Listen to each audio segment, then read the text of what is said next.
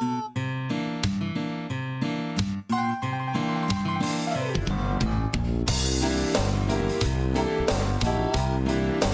gonna go through and give you guys a weekly garden tour, let you see where we're at.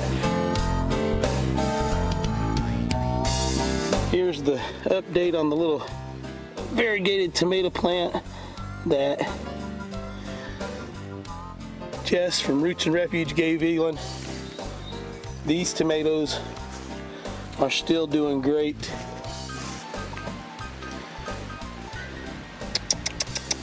Here you go. Come over here. There's one Rhode Island Red, full-blood Rhode Island Red. That's a Leghorn and olive egger mix, and those all the hens should produce green eggs. Whoa, you hit the fence in there. What are you guys doing, huh? Mr. Billy and Mrs., how are you guys? All right, what we're gonna do is, it's 2 days after the birthday party. We smoked all that pork. You gonna say bye? Bye. She's been playing and drawing. All right, so it's 2 days after the birthday party. I've got some jars over here that I've just heated up and got ready. Here's all the pork that I smoked that's left over. Canner is on and ready to roll.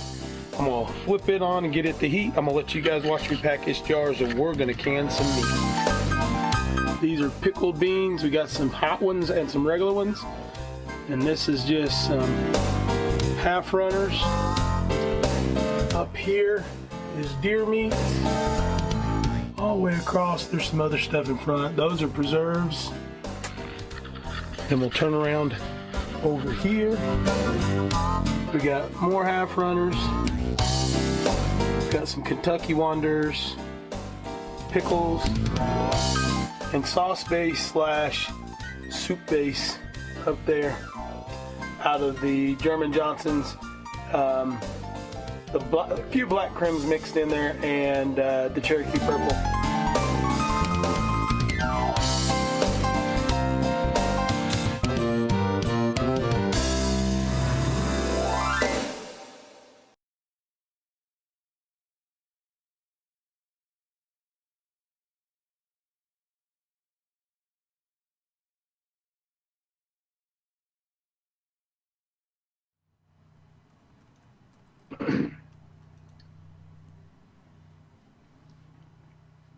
Oh, There she is.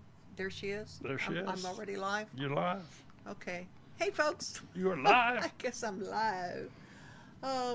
Welcome to everybody. Welcome to the folks that the only reason you're here is because of Chris. I hope you come back again. Dutch Off-Grid Homesteading. He is our weekly viewer. He's from Holland, so it's morning over there. Good morning, Dutch. And Nathan from Sampson Farms. And Never heard of him. never heard of him. He's another one of those bald guys. Yeah. And I noticed that this Marine that we know is in the chat also. That Chris knows. Yeah. And somebody that calls in every week named, I haven't seen Ahmed sign in yet. I've not seen him come in the I chat. have not seen him come in the chat yet, but see, Nathan's, I'm tearing up a little. But with any luck, we may introduce Ahmed to some of these new folks. Miss Francine, how are you, dear? So, with further ado, I do. I hope you all like the promo. Daryl worked his hind end off on this one. He was literally up till 5 a.m. working on this. So, you finally hit 1,000? Yes! Nathan hit 1,000. Good. Awesome. That is awesome. So, let's bring Mr. Chris out from the back room. From the back room? Oh, see, Big Bear said he's the best looking Marine in the Homestead community. Who is?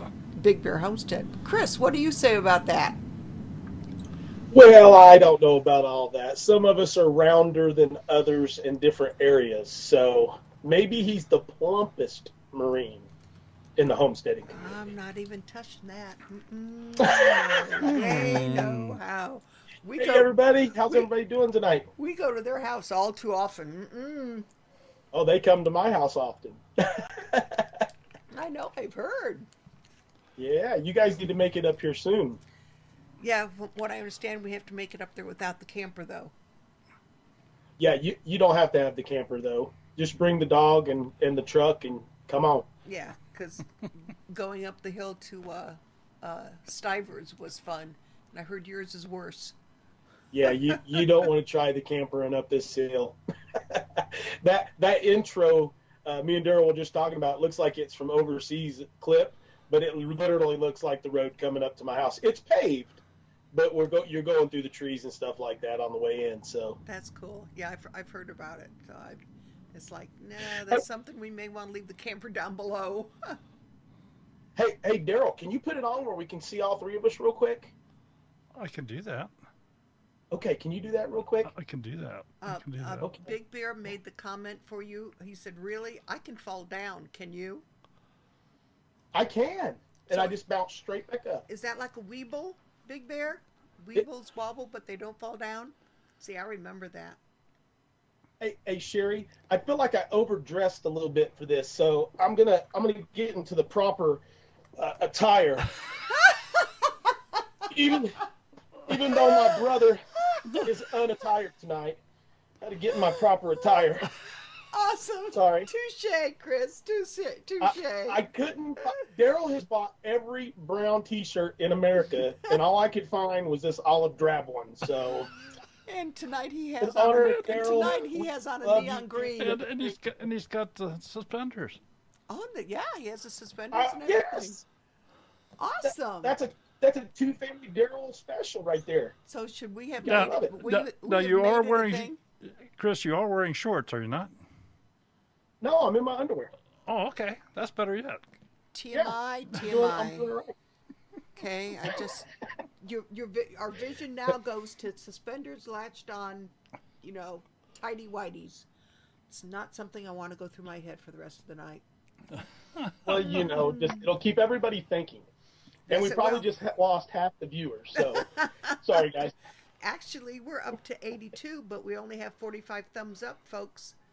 Let's give Oh Chris. no, you guys better do Yep, that. let's Come on. give Chris those thumbs up. This young man deserves them.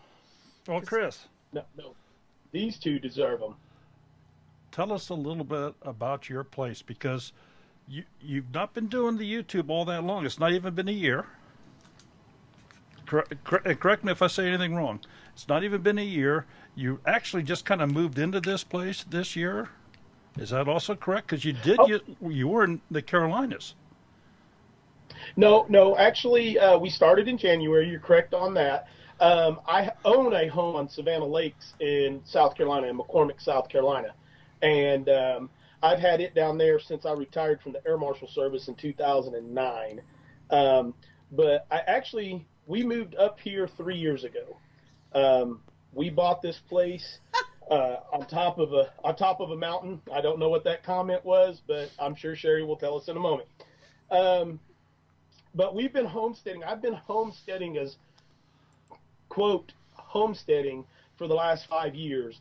We started in Bristol, Tennessee on about an acre and a half, had chickens and some other small animals, rabbits, New Zealands and stuff like that. Was that And behind then the racetrack? decided that I wanted to. Was that behind the Go ahead. racetrack? Was that behind the racetrack in Bristol? Absolutely. We were on 421 up off of, we were close. You turned and drove right behind the racetrack, but we were up on 421 on Holston Lake. Okay. We were there for about 2 years, about a year and a half, and then decided that I owned a school at that time called Prepping 101 and taught a lot of traditional skills classes, Native American skills classes, survival type skills classes, and decided to stop preaching and practicing. So I sold everything we had, the house on the lake, that little homestead, boats, cars, the whole 9 yards. A buddy of mine said, hey, I've got a little 5-acre farm over here. You can bring your animals over and stay here for a little while. Worked out a deal with him for 6 months. J.C. Harrison from Cover Your Six Firearms in Johnson City is who that is. Great guy. Moved to his place, found this place, bought it, and actually had a home built enough for us to live in within 6 months. we already had infrastructure and fencing and barns and animals up here before we ever moved in. Chris, I hate to interrupt you, but I see somebody came into the chat that I haven't seen in a while, and they've been a guest they've been a guest on the show in the past, and just a fabulous channel, Old Alabama Gardener. Thank you so much for being here this evening. Old Alabama Gardener, it is great to see you. You are one of my mother's favorite channels. You actually just emailed her back the other day. Her name is Carolyn Prevette. She actually sent you a message. My mom's probably in the chat right now, but she was so excited. She was jumping up and celebrating that you had answered a question for her. And I met you at the Appalachian Homesteading conference, and it was an honor and a pleasure. I was with Mims's Garden and Fairy Tale Creation. And both of them will be on next month. Yes, they will. You got a lot of February. First of February. Yeah. They're coming up real soon. Yep. So anyway, back to your journey here. Well, we bought that, and we bought this place, got up here, got moved in. We're starting progress. The house itself is probably 80 to 85% done. We got some flooring work to do. I'm doing a copper ceiling in the kitchen. We have 7-foot ceiling, so I'm going to do a copper ceiling, pie plate ceiling, like an old pie shelves with the holes in them that have patterns. And with the way that it'll be set up, it'll actually be to retain heat over the wood cook stove. So doing that, we've got a little bit of siding to do on the new room we built out back. My home is 16 by 26. It's a little 2-story, 2-bedroom. And then we just put a 12-foot by 21-foot room that was going to be a screened-in porch on the wraparound deck, but it was cheaper to put big windows in than it was to screen it in with stuff. And that will be where Robin and Big Bear stay, and the girls stay when they come up, because, I can't have them staying in the house. It's not big enough for the both of us. So we have that going in. That actually was the first thing that came to mind when we put the big windows in, is we've made so many amazing friends in this YouTube community that we wanted a place to where when people came up, they could have their own space, their own place to stay. We could bring young people in that want to learn how to do this stuff. If they want to come up and stay for 3 or 4 weeks, they can come in. We can take them out and show them what they're doing and how to get in there. And that's one of the things I wished I would have had more of an opportunity to do, was just to go visit, to go out and get into stuff. I wished I would have gotten into the community, to the homesteading community, quicker. So you're building a 6,000 square foot lodge for people to come visit. Well, absolutely. That's basically what it is. But it's only about 850 square feet. Robin said she absolutely loves your house. What was that? Robin said she absolutely loves your house. Well, it's a work in progress. One of the things where we had the hiatus here for a month and a half with all the craziness that was going on with the kids and stuff, and I've lost all the video on it, is I made a whole series on, I have an aunt that's father passed away almost 45 years ago when I was 1 year old, and he had bought her mother a Hamrick wood cook stove, 6i, with the water basin, the whole 9 yards, and it's in the green and white enamel. And he had bought this stove for her back in 1936, and she couldn't get a fire to start and draw in it correctly. So he removed it and put it in his wood shop and had electricity put in the house and bought her an electric stove. And he just burnt old scrap pieces of wood in this on occasion when he was out working in his wood shop. And she gave me this stove about, 4 months ago, and I did a whole series on redoing it. Didn't take a lot to redo it, but I've redone it and put it in the kitchen. And Robin and Big Bear haven't even heard that yet, or seen that. But I've lost all video. We're gonna have to do a recap. Big Dreams Homestead said that your place, that's bigger than my whole house. We enjoy what we have. We were going to go with a tiny house when we first started. Literally, we're going to go 10 feet by 14 feet with a loft in it. But when you talk about doing this with a child and wanting them to run and wanting them to enjoy the outdoors and be able to get out and be part of nature and be nurtured by nature, having that little bit bigger space where we live, where you do have colder winters, and we're in let's back up. If you go down in the valley, you're at a 7A, 7B growing climate. When you come up here in the mountain, which isn't 3 or 4 miles away, you're at a 6A, 6B, and you're growing climate. So you go from probably 1,500 feet to 4,200 feet in elevation within a couple of miles to my house. So you got to have some indoor space for these young ones to grow up when it's not as good for them to get out. Well, Chris, why don't you share with everybody in here? I'm sure a lot of them know, but your power situation there, how you manage that as far as utilities, your cable television, satellite reception for everything, and your landing strip out in the backyard, and all the other things you have going on there. Okay, well, we'll start. We have 2 wood cook stoves. Neither one of them are hooked up yet. We have the Hardwick, which is made out of Knoxville, Tennessee, that I just told the story about. And then I have one of the original Pioneer Maiden wood cook stoves from Lehman's that a good friend left me, that is going to be in the large room that we just built, the 12 by 21, and it'll be kind of a summer kitchen as well. We have propane heat. We run it off 100-gallon tanks, so we have 3 100-gallon tanks that we switch in and out. And it's a 30,000 BTU system, and it heats this house on a 2 or a 3. It keeps the house warmer than you can imagine.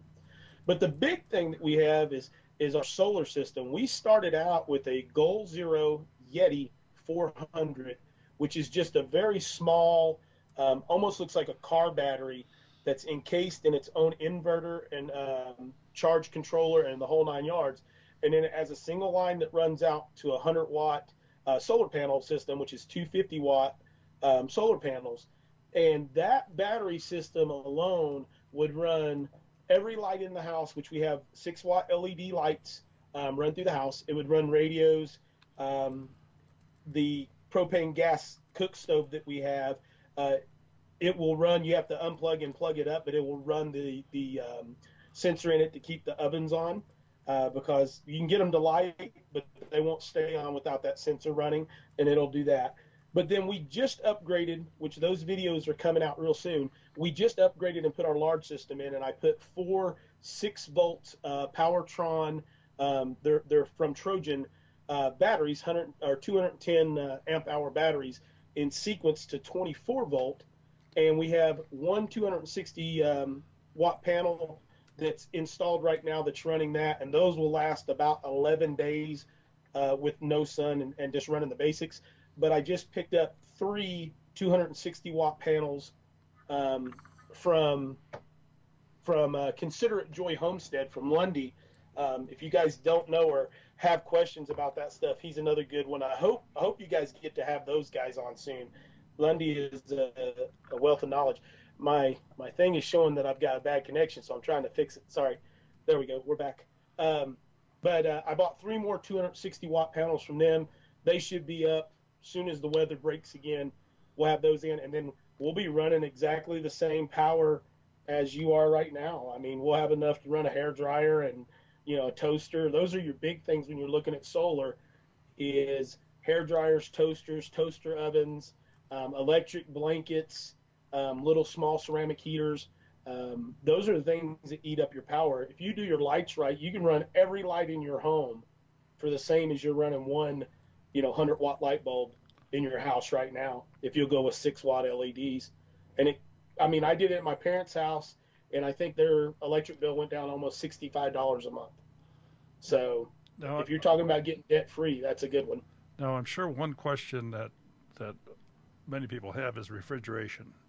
How do you handle that? I use, and I'm actually working on a thing right now with Yeti and with, I think it's Buffalo. Was it Buffalo or Colorado coolers? I'm going to try to do a comparison on those. But I use a Ritka 65 cooler. I never thought in my life I would spend $400 on a cooler, but I run a Ricka 65 cooler. I can put all my groceries there. It also forces me to go to the grocery store and buy fresh food every 3 to 5 days. But then we can all of our meat. So when I go hunting and I harvest a deer, I'm canning it. So I don't need refrigeration for meat unless we're buying, ham and chicken and things of that nature, which I put chicken in jars too. So refrigeration is not that big of a deal. Jars, huh? Canned deer, huh? Canned deer? Uh-oh, you're in trouble, Chris. Huh. Talking about Well, canned deer, Chris. I know, I forgot that it's Stivers, didn't I? I just thought about that.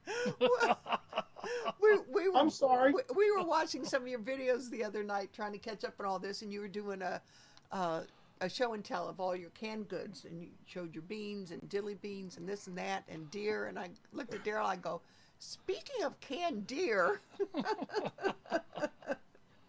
I just remembered that. That's Sherry. okay. I really did. We had a blast that week. Some. We had a blast that weekend, and then that night when you smoked everybody out.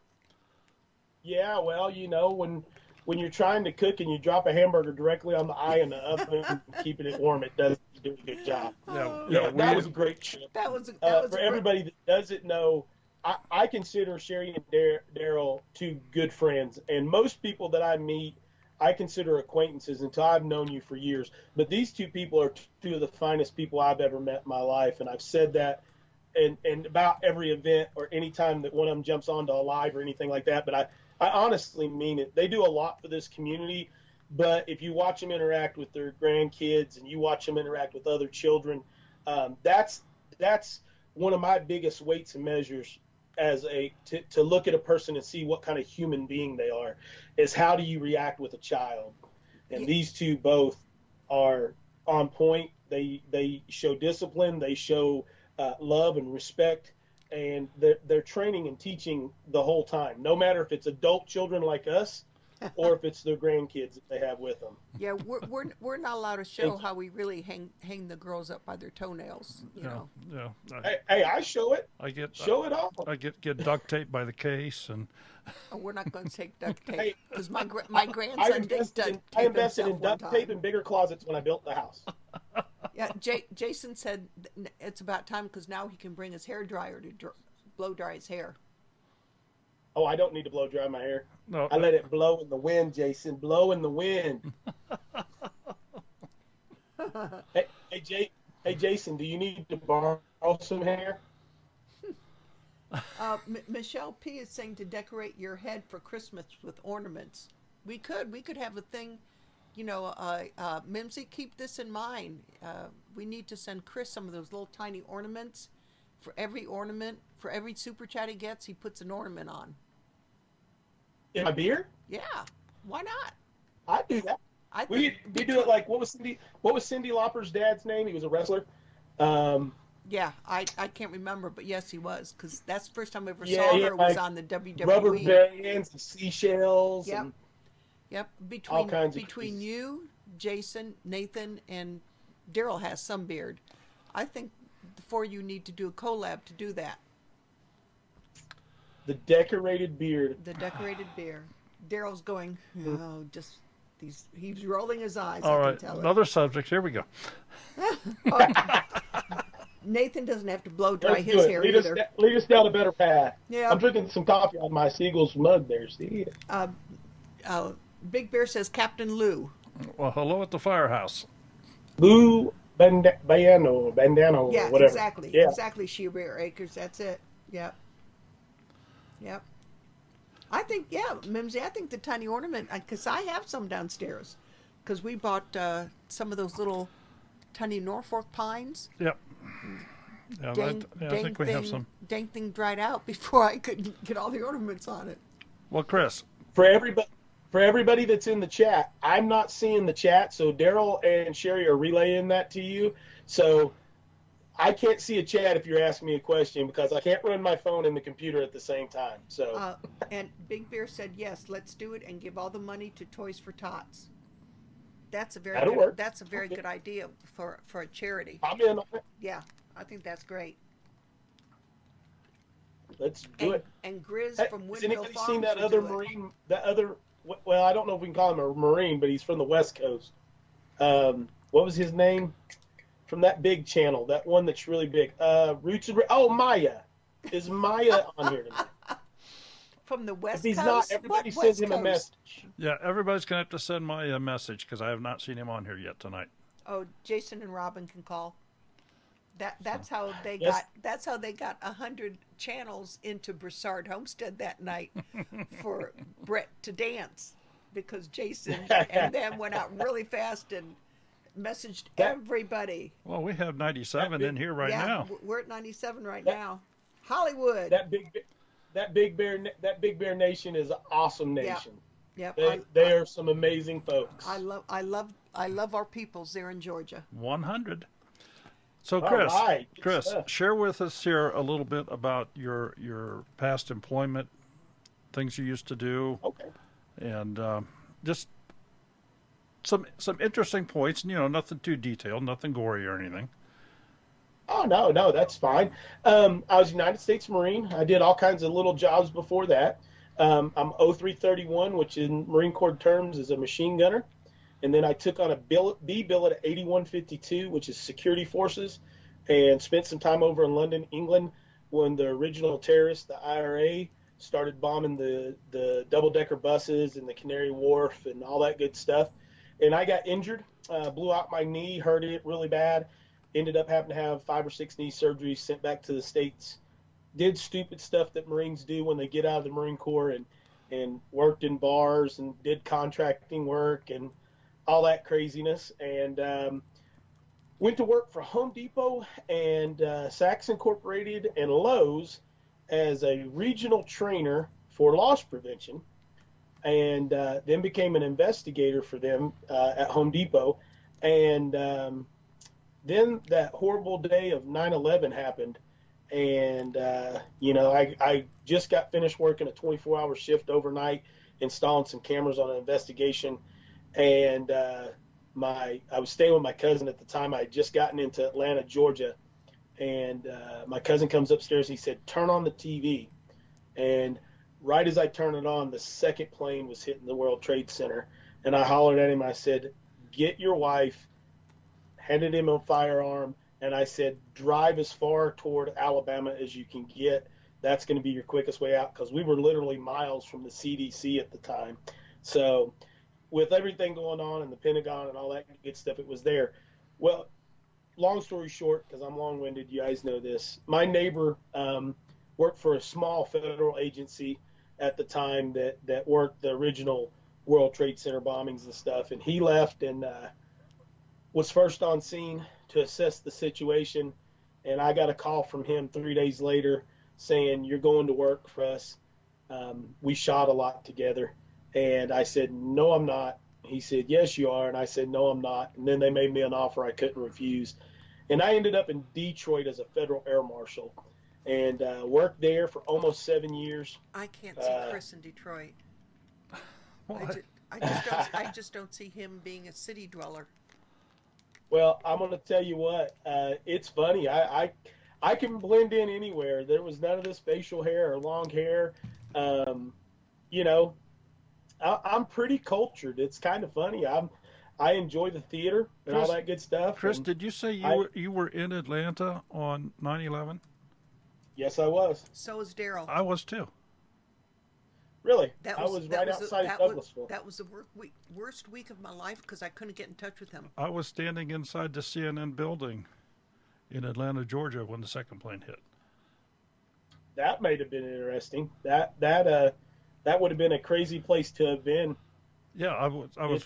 It was a shortcut going to. I was down on business, and there was a big show going on, and that was a shortcut to get to where the trade show was at from the motel, was to cut through the CNN building.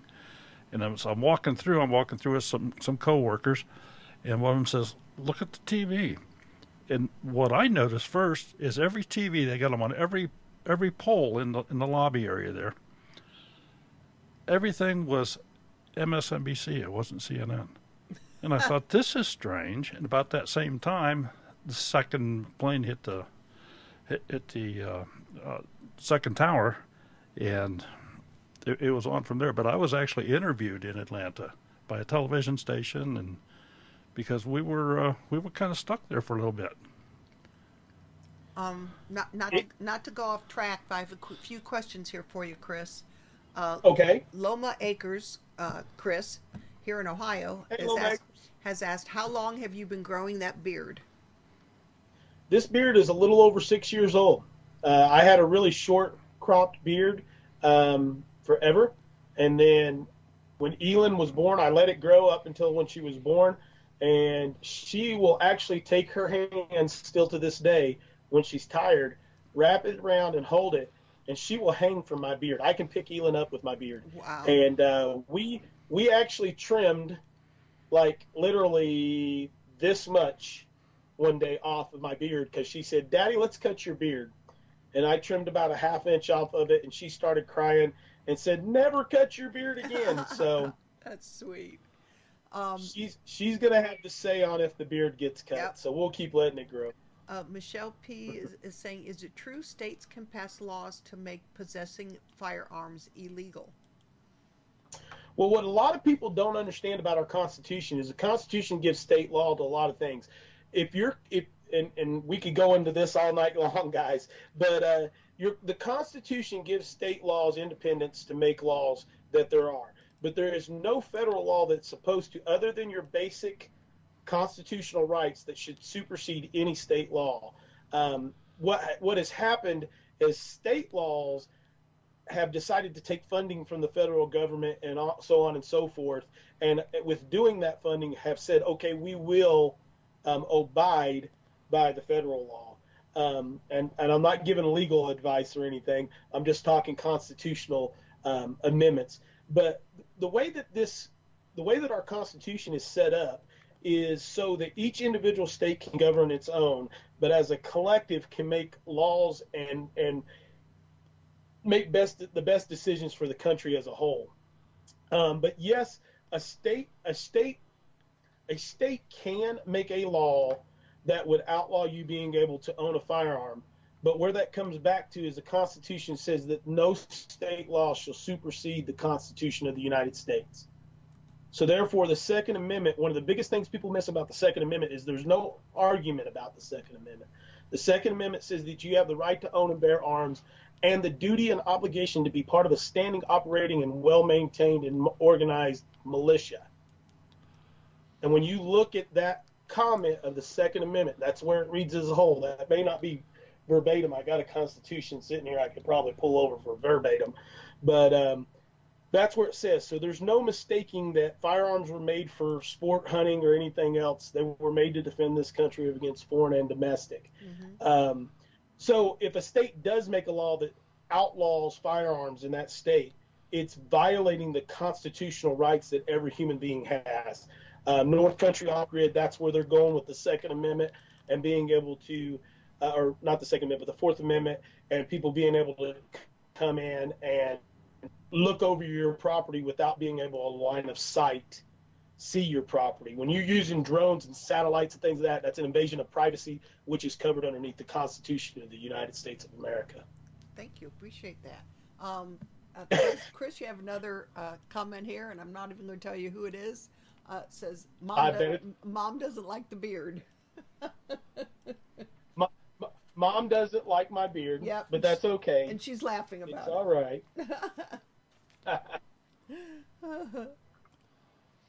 My mom has been a lifesaver here the last couple of days. She's watched Elin, so me and my dad could spend some time in the woods hunting. We took a cousin who had never been in the woods deer hunting with us this weekend. We got there. I was telling Daryl about this last night when we were doing our test feed. We got down into Sneeville, Tennessee, where the family owns a little 40-acre farm that we hunt down. We try to go down every Thanksgiving. When we got down there, and Friday night about 6 o'clock, it started raining, and by 12 o'clock, it had risen 15 feet. So the creek that we passed, I'm 5'7". The creek that when we came over and forded was about waist high. And when we left, the creek was literally at least 10 feet over my head. So it was a little bit crazy this weekend.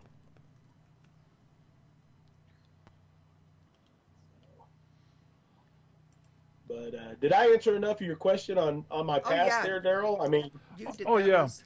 yeah. I'm trying to get things ready here for the trivia, oh boy. and ran into a little Let's see who really issue. watches the videos. Ran into a little issue. So Oh, you're good. well, no, it's a little technical thing. So Um, it's not going to look quite the same tonight as what it normally does, but it's working. So Moon Farm is saying, Chris, were you in London or Ireland during the Troubles? I was in London, England. I was with Marine Corps Security Forces Company, London, England, and we were right there, dead center of London. So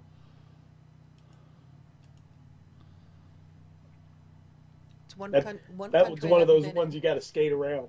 in. Yeah, okay, well let's go ahead and get a trivia done here. sounds good. And I'm going to apologize ahead of time. It doesn't look probably as good as what it should, but for some reason the settings have modified on this. So we'll bring Smudge out here and have him read you the rules.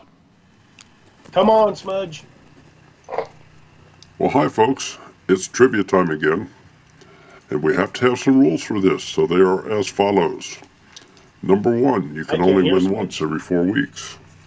Number 2, you must be the first person to answer the question correctly in the chat window as it appears embedded on the screen here. Your chat window may have a different order. And number 3, you have to send an email to twofamilyhomestead@gmail.com. Send us your mailing address so we know where to send your winnings. Good luck. Okay, and so let me just reiterate briefly what Smudge has indicated. The chat, which I'm putting onto the screen right now, that is the official Well, hi, folks. It's trivia time again. order of chat. And we have to have some. That we have to go by, and that's what will determine the winner. So what we have tonight is we have 2 questions, and because of the situation that we have here, I'm going to ask the one, we'll get a winner. We'll ask the second question, we'll get a winner, and at that point, then we're going to open up the phone lines. You can all call in and chat directly with Chris if you'd like to, or just call in and say hi and wish everybody a Merry Christmas or whatever you would like to do, as long as you're adult about it. So the first question is, And Big Bear doesn't know it. the first question is, what is the name of our homestead? Let's see. Now, this is Chris asking the question. What is the name of our homestead? And it's not Single Dad. No, and it's not bred as being a baby. That's a good name, though. That would have been a good name.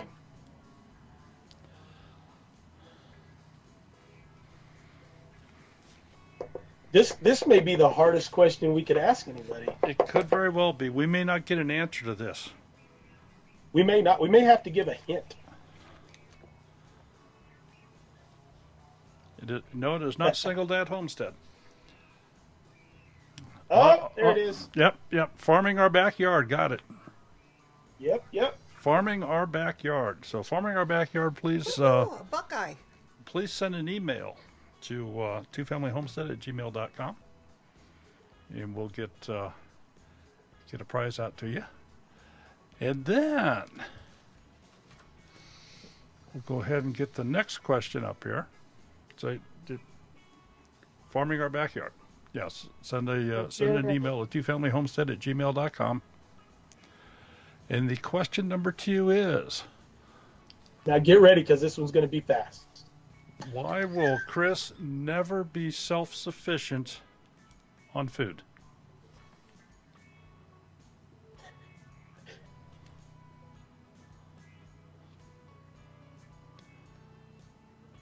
Oh, I thought this one would be quick.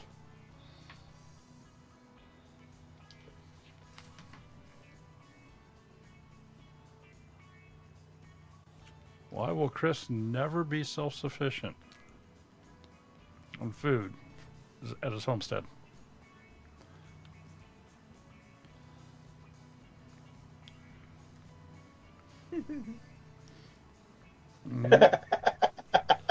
There, Chipper, good one. there it is. She Bear Acres. There you go. She Bear Acres. He loves hot dogs. I thought maybe we were going to have to do a. And this is her first night here. She came because of Chris. Is that right? Yep. Awesome. Yep. She Bear is a great one. She's been with me from the beginning too. So, her and Mims's garden there. McDonald's is still open. Mims's garden. You're gonna be in trouble. All right. Because Mom lives close. Cause mom, well, that's true too. But mom and them eat a lot of the same stuff too. So, good job, guys. That C&E's for Chris, Eli, and Elin is the name of the homestead. We did that when we first bought the place. Was C&E's Homestead. So, Okay. good job on that one. All right. So we've opened up the phone line, folks. Oh my goodness. The phone numbers are scrolling across the top of the screen. When you call the number, you will have to put in a 9-digit meeting ID. So either 929-205-6099 or 669-900-6833. Then you have to enter the meeting ID, which is 124-066-697. And follow the prompts. You'll be put into a waiting room, and I can admit you. And at that point in time, you will be live here on YouTube. Let's see if our first not normal. No, it's not normal. No, yeah, I rephrase that. Let's see if our first every week caller gets in first this time. He's got it on speed dial. What changes every week, so he can't. He's got it hacked. He's doing Yeah. something. I don't know. Yeah.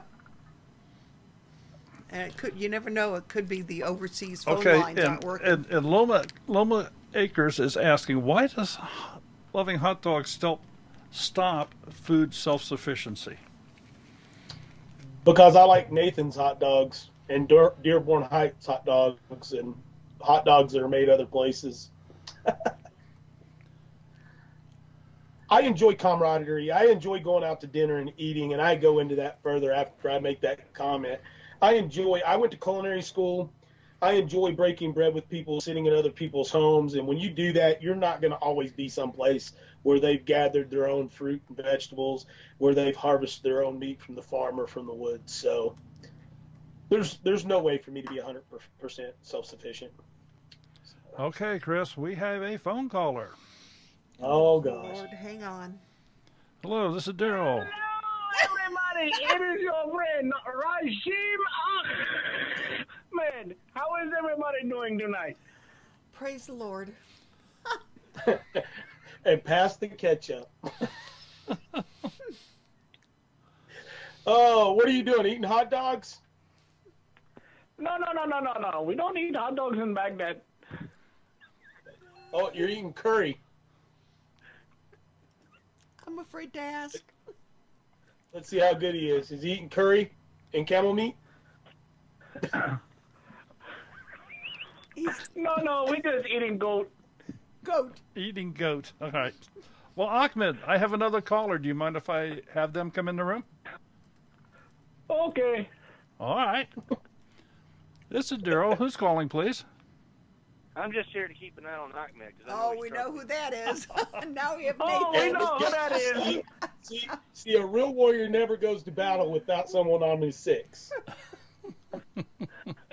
Hello, Nathan. How are you today, brother? Hey, Chris, brother, I am doing fantabulous. I am been shot over the moon today. Been shown a lot of love by a lot of people, and it's a great day to be alive. If you don't know, Mr. Nathan hit 1,000 subs today, guys. Whoop, whoop. Congrats, brother. Yes. Thank you. If if you guys don't know, this big old 2-family homestead finally broke that 10,000 as well. I think they're at like 12,000 right now. No, we're not there, not to 12 yet, but like right in the middle. Close. Yep, we're getting close. About 400 away to 11,000. No. Well, and since you brought it up, Chris, we're having a little party Wednesday evening.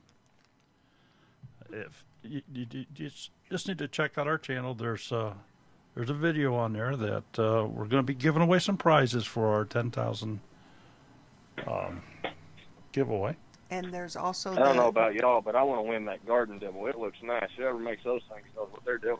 Yeah, I'm telling you, that's one sexy garden devil. I heard about the guy that makes them, though. I've heard he's a little bit iffy. He's nutty, that's for sure. Well, aren't we all? That's why we all get along.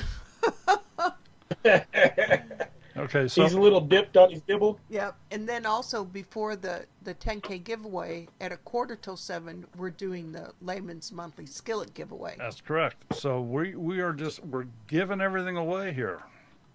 So Daryl, let me ask you a question. Yes, sir. What time are you going on Wednesday?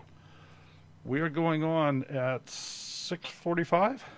6:45. Hey guys, so for everybody that usually comes on to the live at 10 o'clock, please go on there. If you've not been subscribed to Two Family, get on there. I know there's a couple that have just jumped on. Sherry was just talking about She Bear Acres. Make sure you're on there and give these guys the support. They do too much for this community, not to be at 100,000 right now, but I've said that since I've met them as well. So, Well, but And I'm 6:45. but Every event Chris has been to this year, Two Families been there too. Absolutely. I think we've gotten this. Let's see, we got Shindig, we've got Broussard's, we had Doug and Stacy's. Man, where else? The Harvest Festival in Kentucky. I think we were even at a few that you weren't at, Chris. Oh, you're at about every one Yeah, of them, brother. most definitely you're at a ton of them. So, yeah, we did a lot of traveling, and like I say, Wednesday night. Appreciate you all stopping in. Do go watch the videos. I can share with you that I tried to do something different because I know that some people cannot be there Wednesday night, so Which is Terry. You can still win a prize. You can still win a prize. I have an online form to fill out. And I looked at it earlier today, and I was totally amazed. The video's been viewed I don't know how many times. But there was Do we have to fill it out in English? Can I fill it out? there was I want to see you fill it out in Arabic. there was only like Ahmed. 8 people. There was only like 8 people that filled out this form, and I can tell you right now they're not all correct. Mine's probably not correct, but I filled it out. Now, Ahmed, if you fill it out, No, it must be men. Men don't read directions. you're right. Especially Chris. You got Chris that don't right. read directions. You got that right. I don't read directions. Mm-hmm. How's that Georgia weather down there at the 7-Eleven? Oh, my cousin over at the 7-Eleven, he's still making Slurpees, except for it's so cold down there, he don't have to use a machine. He just put it outside. Oh, Yeah, Brett and Cindy's Tennessee Living. Yeah, we understand. A lot of people can't make it to be at church or whatever, but you still have the opportunity to win a prize with that offline thing, as well as for the skillet. You go in and view that video and answer that question correctly in the comments. You could win that too. So, And there are 2 prizes that this time can go overseas. Normally it's U.S. only. yeah. So there's a digital cookbook and there's going to be an Amazon gift card. So the Amazon gift card will be for overseas viewers only. So I'm glad you clarified that, because for a second there I thought you were going to be giving away Chris's tidy whities that you were talking about earlier. Oh, you mean the ones that Big Bear said something about the suspenders makes them into thongs? Hey, when he puts some suspenders on.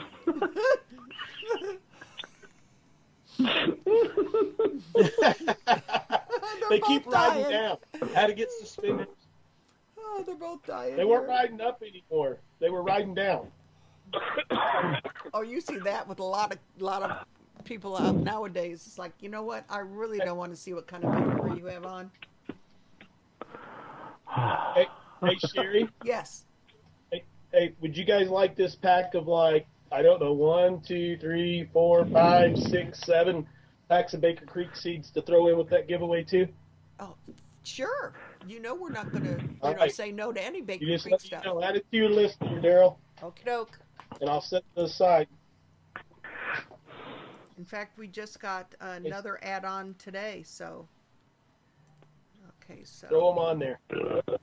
We'll Feel get better those now? in an envelope. You can send them straight to whoever you want or whatever, and Yeah. or send them to you either way. Yeah, I'll let you know who wins, and then you can go ahead and ship them out. Sure, By the sure. way, I taught him how to count. Well, I thought you just taught him Yeah, how to. that's- I thought you taught him how to spell chickens. Yeah, we're homeschooling Chris. Okay. Well, Okay. hey, that's a big job. That is a huge job. Well, it's a How are job. you doing tonight, Jason? I'm doing good, brother. How are you, man? We miss you down here. We miss being down there. You know, brother. it's your turn to come. It's your turn to come down here. Elon asked yesterday if we were going down to see you guys. Yep. Well, for that matter, The place is going to look totally different too, man. We changed up some things. Well, good. Bub, What were you saying, Daryl? Bub, we didn't have to read that. Yeah, didn't have to well, read I that. was just going to say, for that matter, I think it's all you guys' turn to come up here. Oh, we could do that. I want to go to Lehman's anyway, so we can all meet up that way and roll into Lehman's and then roll on in. You got enough room for a bunch of fat Marines in your house? We have a camper sitting out in the driveway. I Yeah, got the but if you queen get size Jason bed in on the one side, camper. we'll keep that thing moving. I'm not fat and I'm not a Marine, but I still want to go to Lehman. The main bedroom is spoken for right now. Yeah, Nathan's not fat at all. He's just 6'9". God, isn't Okay, he? He's a tall puppy. And we have, He's taller than his hair. and we have another caller, so I'm going to let them in the room and say hello to them. Bye, brothers. Oh, they're still here. This is Daryl. Who's calling, please? Hey, Daryl and Sherry and Chris. This is Joey from Louisiana. Hey, Joey. What's up, Hive in the Homestead? What's up? How's everybody doing? Oh, we're doing just fine. And yourself? Oh, man, hard at work in the Gulf of Mexico. Oh, Are sounds you like out on the rig? Yes, sir, I am right now. Well, guess what I'm drinking inside this beautiful cup of coffee right here? Probably nice hot chocolate. Nope. Coffee with a big old spoon of Hive in the Homestead honey. I've only got about 5 more spoonsful and I'm done. Oh, man, that's awesome, man. That's awesome. Yeah, we're And that's not we a just joke. pulled a little I bit more really honey a did couple just of weeks put ago. one in here.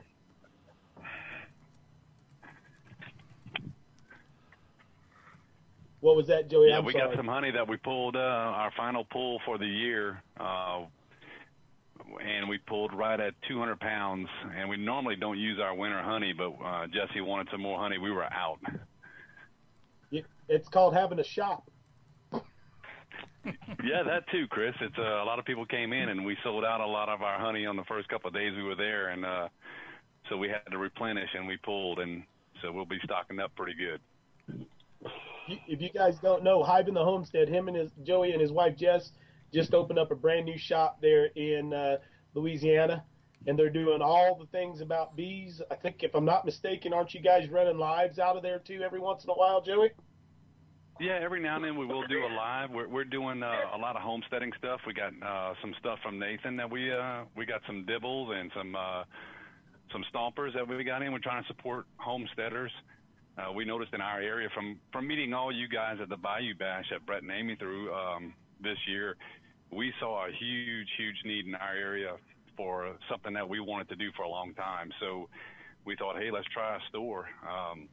We have Baker Creek seeds, we have Stow True seeds, we have bee supplies, Jesse's homemade soaps and salves, and a lot of the homesteading stuff we're offering to the community. And so far, the reaction and the positive flow through there has been great. Well, only question I have is, do you have beignets? No, but there's a cool little cafe 2 doors down from us called Tante Marie's. They have awesome Cajun food with beignets.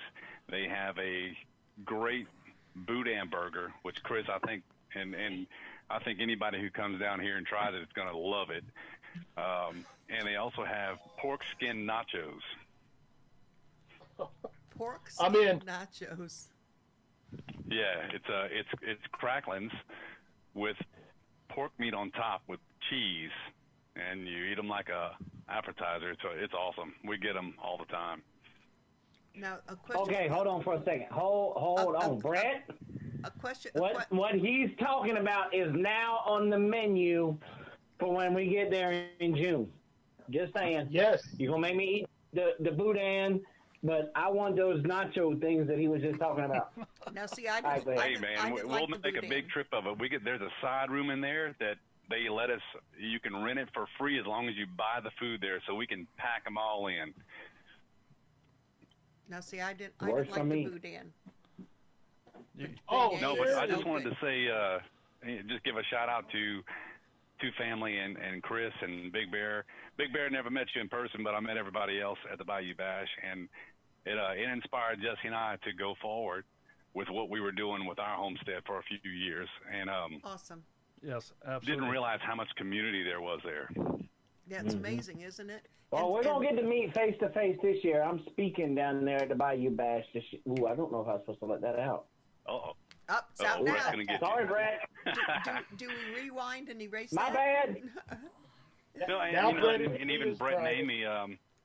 Amy, Brett and I were on a bee chat, and everybody was saying where they were from, and Brett's like, "Hey, I'm from Lacassine." I was like, "Hey, I'm from Brobridge," and we met through a chat that way, and they were new into bees, and so I went and gave he and Amy a hand and worked their bees with them, pulled their first honey. So they were an hour away from where we live. Didn't even know them before. So it's been a great opportunity in our area. What Brett and Amy and Abby have done for the Bayou Bash, I think it's an awesome idea. Well, and you're not that far from Deep South Homesteads then either. Just kind of straight across the edge of the water. Yeah. There. Yeah, like we didn't realize how many homesteads around the area. From where we are, we're basically closest to Lafayette, Louisiana. So, anywhere we go, like New Orleans east is 2 hours. Brett and Amy's an hour. So we're kind of centrally located in Louisiana, but a lot of people that we follow now we're able to meet are not far from us. So, yeah, it's been interesting. We, being on YouTube and watching everybody and actually meeting to me and Jess, it was like, oh, we're going to meet these people, and we ended up becoming friends with everybody. And the Bottoff Homestead, the McClendons, it's like everybody has the same idea. So it's really great to see it going on. Okay, I don't know if this is Nathan back or a new caller, so let me just get this other person in the room here. Okay. This is Daryl. Who's calling, please? This is Pete From down Pete's- here in Kentucky. Pete's Little Homestead. Pete's How you doing, Pete? Hey, how you doing? Yeah, Hey, Pete, how's it going? all right. Doing good. I had a You feeling question okay, for Chris. Go I ahead. want to know if Big Bear shared any of those elderberries with Chris. Well, here's the thing. Look, Pete, you were one of the first people we spoke to, but I had to find those elderberries for Big Bear on his farm because he couldn't see the 497 plants that he had growing on his creek.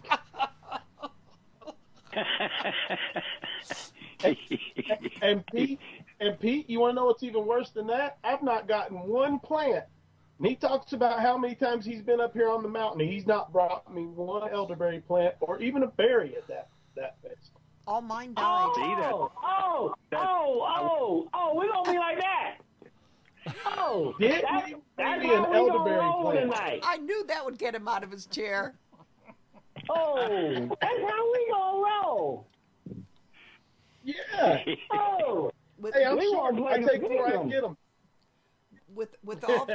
with all the starts that I brought home, because I brought home quite a few from Brett at the shindig, and or maybe that was the gathering in Mississippi.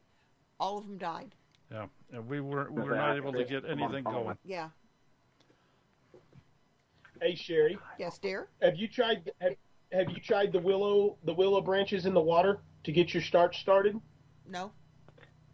Hey, You I can got, say I you can got cut somebody off here that any- wants to say something. Any willow branches, cut your willow branches off and put them in a 5-gallon bucket, and just let them soak and keep adding water to it. Set it someplace where it's kind of not in full sun. And the willow trees have a natural starting enzyme in them that start roots. So you put them in there, and literally in 2 weeks you'll go back and pull out your elderberries, and they'll have full balls of roots on the bottom of them. Okay, that sounds like a good idea. I just. Hey, And you can Chris. do that with any starch.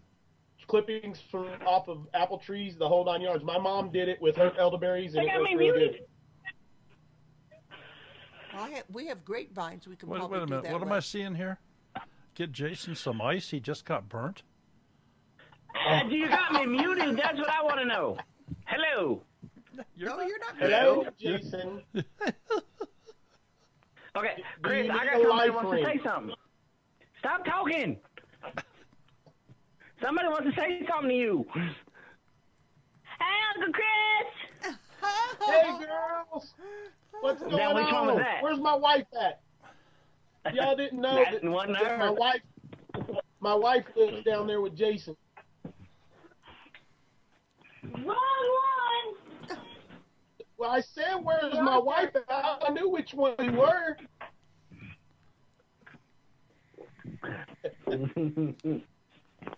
Well, hey guys, one more. Joey, I don't want to take up any much time in another spot, but Daryl and Sherry, we have not forgot about you wanting some honey, and we just pulled that 200 pounds last week. We're going to bottle some up, and we're going to send a bottle your way in the next few weeks. We'll give you an email before we send it out. Oh, you're awesome. Thank you. I'm almost done with my Awesome. jar of raw honey. Chris, you Joey, and Elin have a great time, Jess's and neck thanks until for the we set the out. thanks for being a good mentor to for the homesteading community, and look forward to seeing all you guys at the Bayou Bash next year. Okay, well, thank you Yep, so yep. much for calling. All right, take care. Take care. All right, Chris, you asked for it. Hello. Hey, wife, what are you doing? Is- Did she turn red? I was going to say she probably did. I hope you girls had a great Thanksgiving. We did. How was yours? We did wonderful. I ate way too much. Now I'm as big as your daddy. Oh, he's calling you out.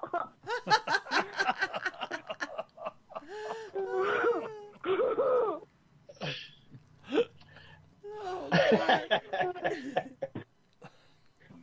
Jason, you know I love you. So, we've been up there for, how many times has it been? 4? 3. When are you coming down here? Elin just asked me yesterday when we were coming down, so we'll probably come down in a week or so. Let this weather break and we'll get down that way. Good. I'm going to go kill some wild hogs this weekend in Florida. Got one hanging in the shop right now. Wild? Uh-huh. Good job. Nice. Dessa killed it. Dessa killed it. Dessa got it. Good to go. At least somebody down there in that farm knows how to shoot a wild animal. She feared it. Ladessa liked that one. I could tell who it was. There's a big old buck down there on their farm, Sherry, and we're going to have to send Ladessa out there to kill it, too. Oh, there's no doubt in my mind.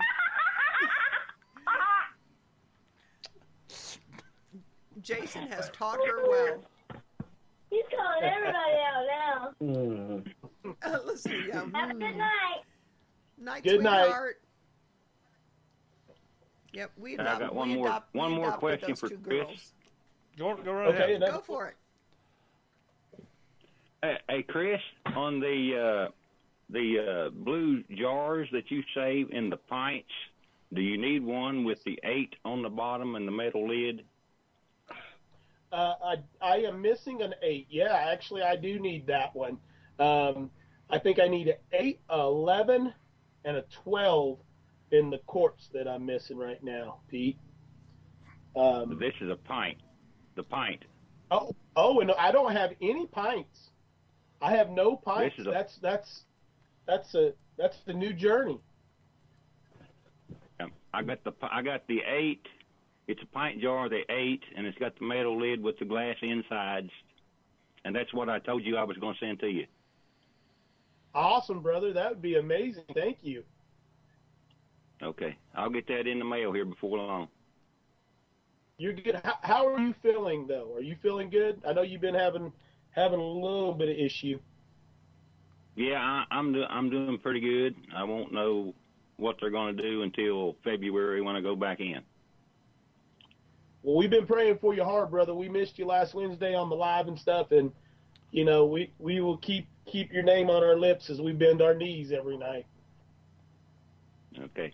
Yeah, I appreciate all the prayers I get, and I try to get on here and watch everybody I can. So I will get over here and give somebody else some room. Nice talking to you. You have a good night, Pete. Take care, Pete. Yeah, thanks for calling. Good night, Daryl and Sherry. Big Bear.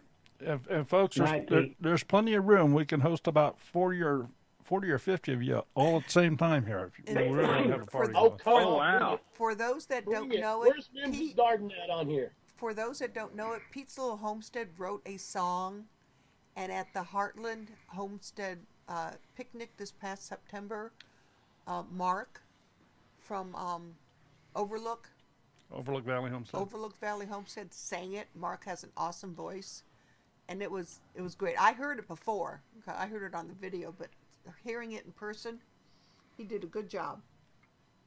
Yes, he did. Yeah, he has a video on it on his channel, and I also have it on my channel on video. Yeah, and then it's on the live stream video from when we were there.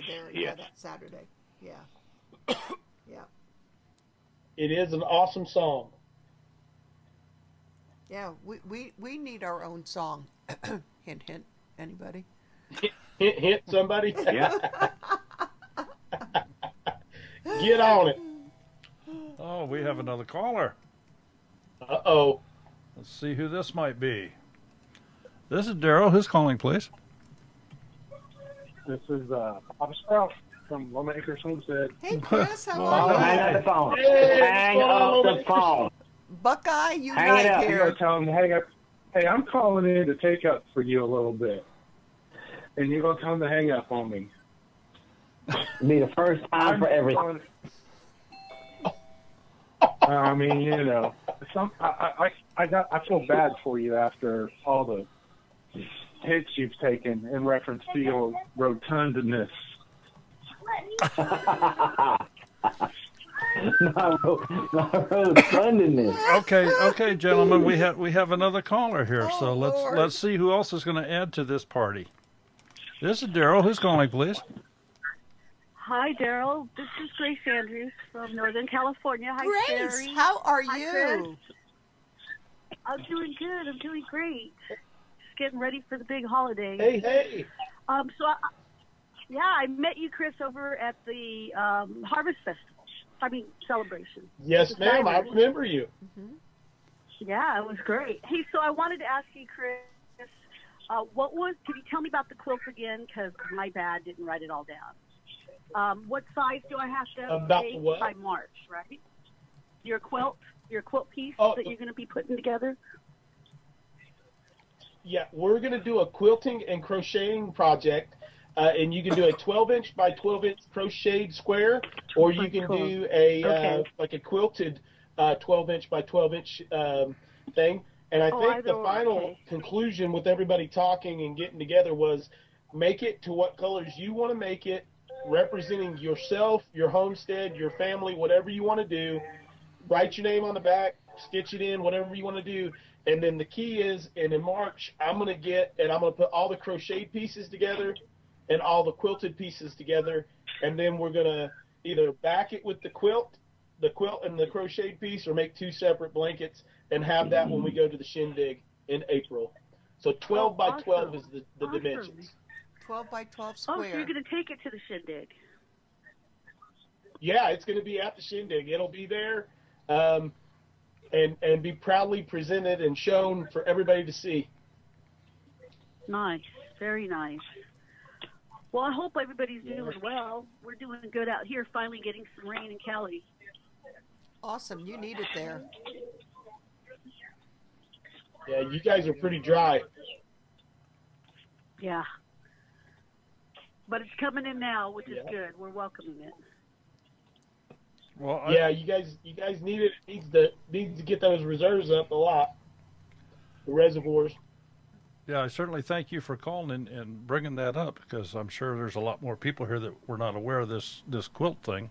Yeah, I wasn't aware of it. And I already, it's just listening to Grace and Chris talk about it, I have an idea. Okay. That will be completely different from any other What happened quilt was,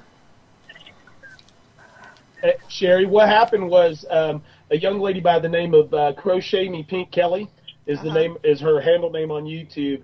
We had gotten talking on a chat, and I mentioned that I loved quilts and crocheted blankets. I have a couple 100-year-old ones that I've picked up that are hanging around as decoration. Wow. And she's like, well, I'll make you a quilt. And I said, well, why don't you just make me 1 square for a quilt? And then it rolled, and then all the ladies that crocheted and quilted, they all have agreed. I think there's 38 right now total that have agreed to crochet or quilt a 12 by 12 inch block for us to put together. And it's going to be for me, but I want to show everybody that homesteading community, and it really shows kind of what I would like to see and what I would like to contribute to the homestead community, and that's that patchwork quilt of us human beings and that thread that holds us all together. And show that the difference between each one, it doesn't matter what color the piece is, it doesn't matter what you put on it or how you put it on it. It represents you, and that's what we're going to put on there. Oh, that's so beautiful. I love that whole idea. It'll be fun. And this is why, ladies, he's still single. Because the moment he gets married, he won't be able to get any of this attention from all you ladies out there. Hey. Are you going to have Jason, it, you know, Chris? Are you going to you know as well as I do. 6 years of being single, I just tried it out and fell straight on my face. So, you know what? If it's another 6 years, I'm good with it. The good Lord will send me what I need when I need it. Yep. It'll happen naturally. It's going to happen. Yeah, he likes the attention, and it's never going to happen. Yeah. Sherry, what was your idea? I'm not going to say. But it's for your. It better be wrapped around some cheesecake. Okay. You can't put cheesecake on a quilt. Well, you could, but it'd get molded. molded. Inside of it and make it a pocket and slide it in like a worm. Yeah. Don't put a cheesecake on it. Chris will try to eat it. You put a cheesecake on a piece of napkin and send it to me, and I'll put that napkin right into that quilt. Wow, I love it. No, he won't. You better make sure. And love y'all. Miss Sherry made me a cheesecake. Grace, you take care. Miss Love you, Sherry sweetie. made me a cheesecake and brought it to me all the way to Hannibal, Missouri, and then Daryl flooded out the cooler and got it all wet. I had four cheesecakes I had. And when we opened up the cooler, some of the ice melted and got into the wrapping, and every single one was ruined. Oh. Yeah. Heartbreaking. We had a service. Yes, we did. We had a service. Yeah. Well, at least you got that your was a horrible day in the homesteading community. Well, you and Jason, Jason it'll go down in history. You and Jason did get your trolls that weekend. I did. No, we didn't. He is Yes, actually you sitting. did. I got mine. Yeah. Mine's in a little like brown suit. Oh, I took him to the Harvest Festival. Did you see him? No, I didn't. Sherry? I think Chris took my troll. I was walking around. Well, one of them was a marine How can troll. I take your troll, Jason? You are a troll. I didn't get a troll. I did not get a troll. I brought two over. One was for you and one was for Chris, and one of them was a marine troll. I don't remember what the other one was. Maya stole Which it. one did you get, Maya Chris? got it. Maya got it. Maya got it. Maya took it. I wasn't even there. Maya was there. Yeah, Michelle. Not in the house. Dry ice. I'm going to let you go. God bless everyone. Grace, take God care, bless sweetheart. you. Stay safe on the West Coast. Okay. Love you, dear. See you soon. I wonder if one of the girls. What was that, Jason? I wonder if one of the girls took it. I don't know. I got mine though. He ended up going. He's in my travel box. He usually sits on top of my sign, a single dad homesteading sign. But he's in my travel box when we went to the Harvest Festival. Oh, speaking of single dad homestead, I need to know. I'm fitting to put your sticker on the back of the Prius. Well, good. Put it on there. Stick it We right on the back just found them, and you know you left a bunch of them here, right? Hey, I left them for you. I figured if you sent What them am I out to the gonna do Big with Bear 100 Nation, stickers, I'd Chris? be all over the world. Do we have a sticker? Well, I'm gonna put them in your truck when you come back because you can give them out. Because I've been It putting saves them on some money. my laptop. Because I have. I don't need 100 of them, brother. Robert's on mine. Yeah, leave that. Oh, I left a little brown bag full of them, I think. But yeah, I'll get them. Sherry, Daryl. Yes. I'm getting you guys shirts too. I just only had like medium-sized shirts and small shirts when I got to the Harvest Festival. Don't worry about That's it. why I got no. I'd already said that when I was there. I'm gonna get you guys some shirts. The girls just thoroughly. They have worn that shirt every time. Yeah. You know, every time we see them, Yeah, they the have girls your love it. single dad homestead shirt on. Yeah. Awesome. You got some good granddaughters. Yep. They're good girls. Just like any Good other, girls. they're, you know, it's not always 24/7, but they have their moments. We all do. Yes, sir. It's not just children. You Some got of us that grown right. adults act like children from time to time too. Just look at Jason. How did I know you were going to do that? See, I wasn't gonna touch that. You. Okay, Pick I'm on trying. Jason night, isn't it? I know, right? Yeah. Pick on Jason night. Hey, if you think this one's good, you should wait until you see us in person. Oh yeah, it's like a comedy routine between Chris. Oh, who was it? Chris, Jason, and Kyle, the three of you, that night at the house for the meetup before we all left Missouri. Oh, we had fun. Yes. If you guys want to see it, in person, make sure you make time in April to make it to the shindig. Mm-hmm. And I think the first night we're there at the shindig, if anyone else is in town also, or the second night, whatever, we just might plan a cookout at the camper. That'd be great. This year we won't put the awning out. Well, we might. Depends on the weather. Well, that whole little pavilion and stuff that's there, if you want to camp, we hung a hammock last year and stayed in the hammock. That whole little pavilion and stuff there, I think God was looking down because, Maya and Jess both had put out the word for the people that were there. We were going to get together and do some stuff. And that I was there the day before, and that whole message completely skipped over us. But we ended up having 30 or 40 people at any given time underneath that pavilion. Country Homestead preacher and his family came out. There was always 20, 30, 40 people underneath that pavilion. So it kind of worked out to the better there too, because not only the people that made it over to other things, there was another place for people to come as they were coming in to make sure they were there and had fun. So great place to have a barbecue. So that would work out phenomenal. Yeah. I think it would be fun. I mean, we did the same thing in Missouri.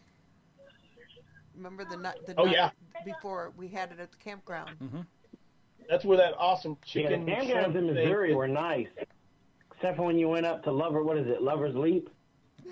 The rescuing of people. Oh, rescuing two didn't make it.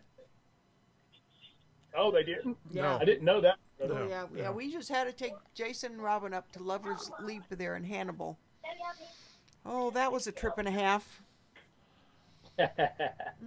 My. Oh. Yeah, it's a real tragedy when you're a witness to something that you can do absolutely nothing about. Yeah. Yeah. Yeah. I mean, you feel trapped. Can't do anything to help. Yeah. I called 911 and the dispatch. She chuckled, and it wasn't funny, but she chuckled because how many people were calling in because of it already. So. Yeah, and the good thing is the Lord was looking after all of you guys, because you guys know as well as I do, if we had been right there on the shore, down on the bottom, Jason would have jumped in, Daryl would have jumped in, and then we'd have probably lost more people, because that river will eat you alive. Yeah. Yeah. The current. But just as the men that we are, me and Jason rib each other a lot. Get Daryl and the suspenders and the shirts and stuff, but we're all the same type of people, and we're going to try to help every way we can. And sometimes God puts us in places to witness stuff to weigh on our hearts, in a positive way when something negatively happens. So, I'm sure there was a lesson. We may not know it yet, but there was a lesson. So. Part of it was going out on a pontoon or whatever they went, inebriated, and then go next to one of those barges. Yeah, well, we don't on the Mississippi River. We don't know the circumstances. Yeah, we don't. We just heard bits and pieces of that. Yep. Yeah, it's crazy. It was still a sad day, no matter what. Yeah, it was. So on a different note, Sherry and Daryl, where's your next adventure off to? Not till March when we go to the gathering in Mississippi. Okay. Coming to Georgia for Christmas. Yeah, Jason already invited us down there for Christmas. Okay. Good to go. Jason just has to not do it on Christmas Day. He needs to have something before Christmas Day. Well, he wants us down there for Hanukkah. Oh, for Hanukkah. Starts, I think that starts the 22nd. So this year. Well, that'll work. Yeah, it goes right through Christmas. We could make it down during that time period for sure. Well, I'm not. You guys. I'm not going to try pulling the camper. Yeah. Out of here that time of year though. Yeah, that's the only problem is Daryl doesn't want. You don't need it snows. Yeah. I'll have you. Yeah, well, I was getting ready to say you don't need a camper. You come right on through Northeast Tennessee. You stop up here on the mountain and stay for a night or two, and then we'll all travel right on down into Georgia, and we'll go down there and we'll teach him how to hunt or something like that. I don't know. I'm sure we can teach him something. Oh, you have to remember that we have a four-pawed passenger with us, and we already know that Apollo and Smudge are just not buddies. Oh, they don't get along too well. They both want to be the dominant one. And they're both huge. Yes, they are. and I suppose we could just leave them settle it, but I'm not sure I want to witness that either. I don't think I want to be the guy that gets between and breaking it up. That's for sure. Yeah, I'm not getting in the middle of it. No. Nope. That would not be a fun time at all. Dutch is asking if he has to put a 9 in front of it so for him to call. Well, I think if you just International 01. Yeah, International 1, I believe, because it would be an international call. So, however you would make a call to the States. I think it's 01 and then the number. At least that's what it was when I was stationed over in London, England for a while. Well, we can call Scotland and ask her because she called in and spoke to, was it Ben? Yeah. I think they called in and spoke to Ben when we had them. Yeah, she calls to me all the time. Mm-hmm. Isn't she sure. coming? Isn't she coming in April, Jason? March? She's supposed to be trying to come in March, but I think I can't remember. She talked to Robin, and Robin started to tell me, but I wasn't really paying attention. And I think something came up that she's not coming now, something like that. Dear Lord, please pray for Jason not to be killed. Robin may hit him in the head with a rock.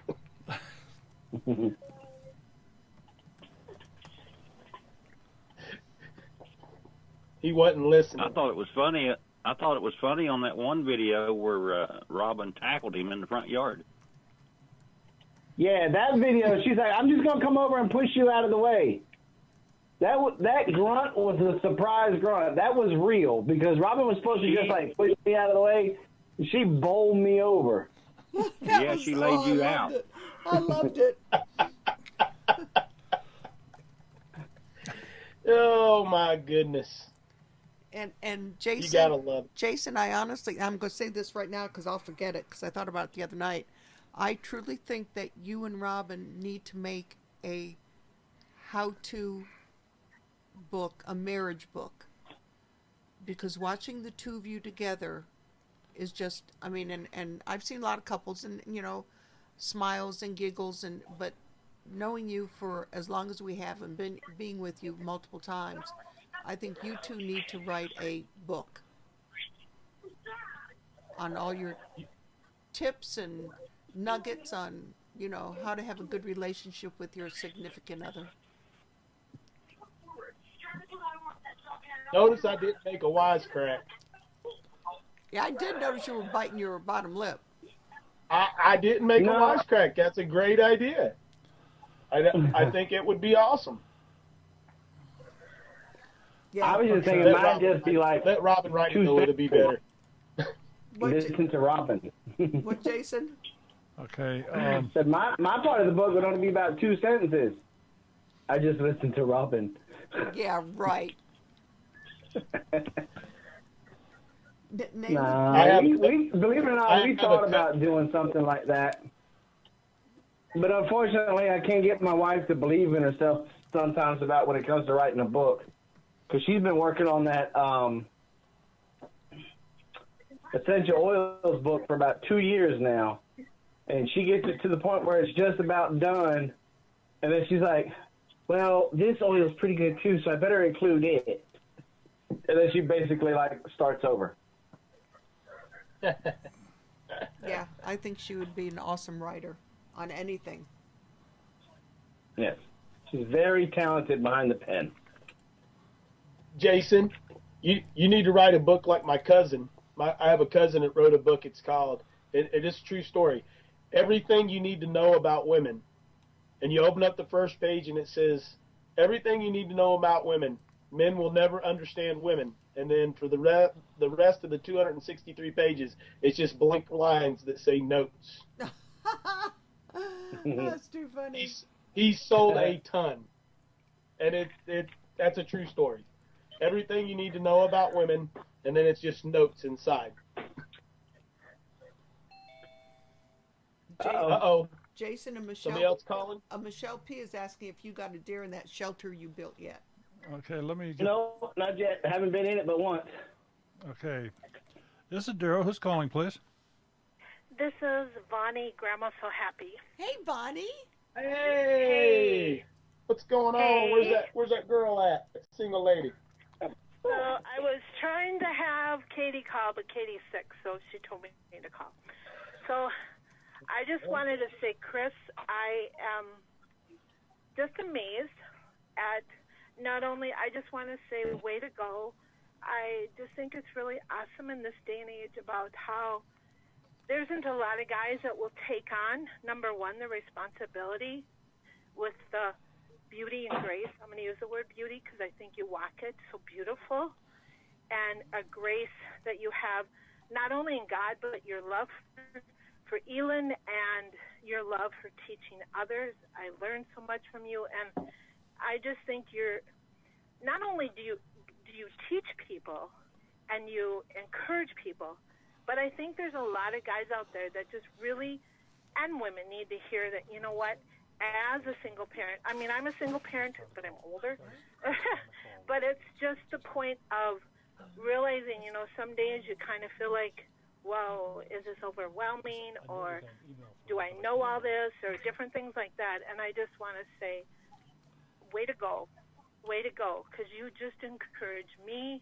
you encourage my daughter to have a knowledge to step out and do things that maybe me as a mom would say, whoa, that's too dangerous. And, you know, she wants to go hunting. She can't wait till next year that she wants to be able to go deer hunting and different things like that. And so I just want to say thank you, thank you, thank you. And I just think that whoever that gal is out there, there is somebody so amazing. And just your patience and waiting, and God just is getting her ready. He's getting her ready for you. So. Well, thank you very much for that. And, you know, I think that the key is that we and I hope that I'm doing this. I see Jason doing this from Big Bear, as much ribbing as we give each other. But we have a lack of men in this country. We have a lack of women in this country.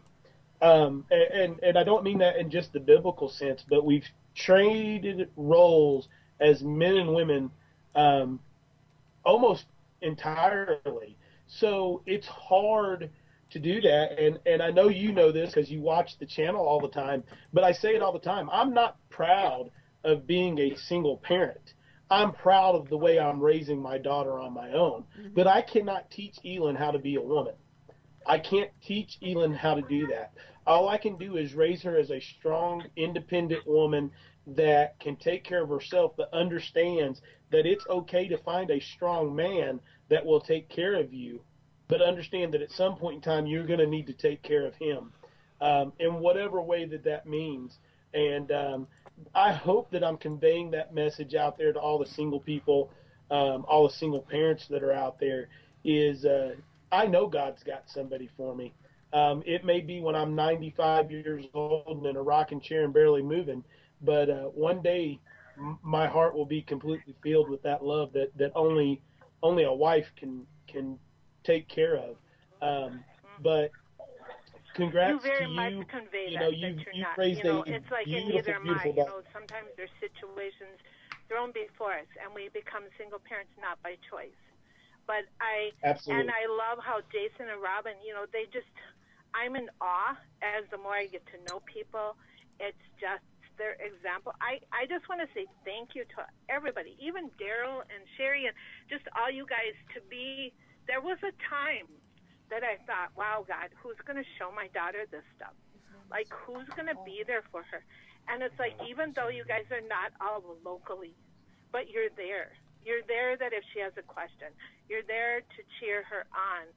And I think in this day and age, too, is there's so many men and women that are coming out of, if you want to call it broken relationships or marriages or whatever, but they just don't see the hope in being able to put those put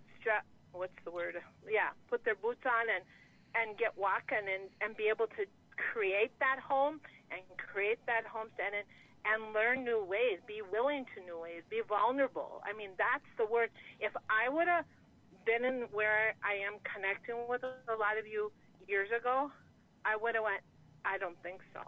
I don't know that I would have.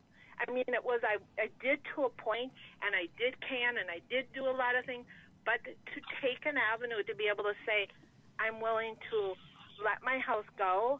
If there's a point that God shows me something different, that would be a homestead, that be able to embrace, you know, that vision to how, you know, in a different way, it's can be really scary, but I'm excited in that same thing, and I know that there's others that have walked that road before me, and there'll be others that'll walk alongside with me, you know, and yeah, I'm just really thankful. So I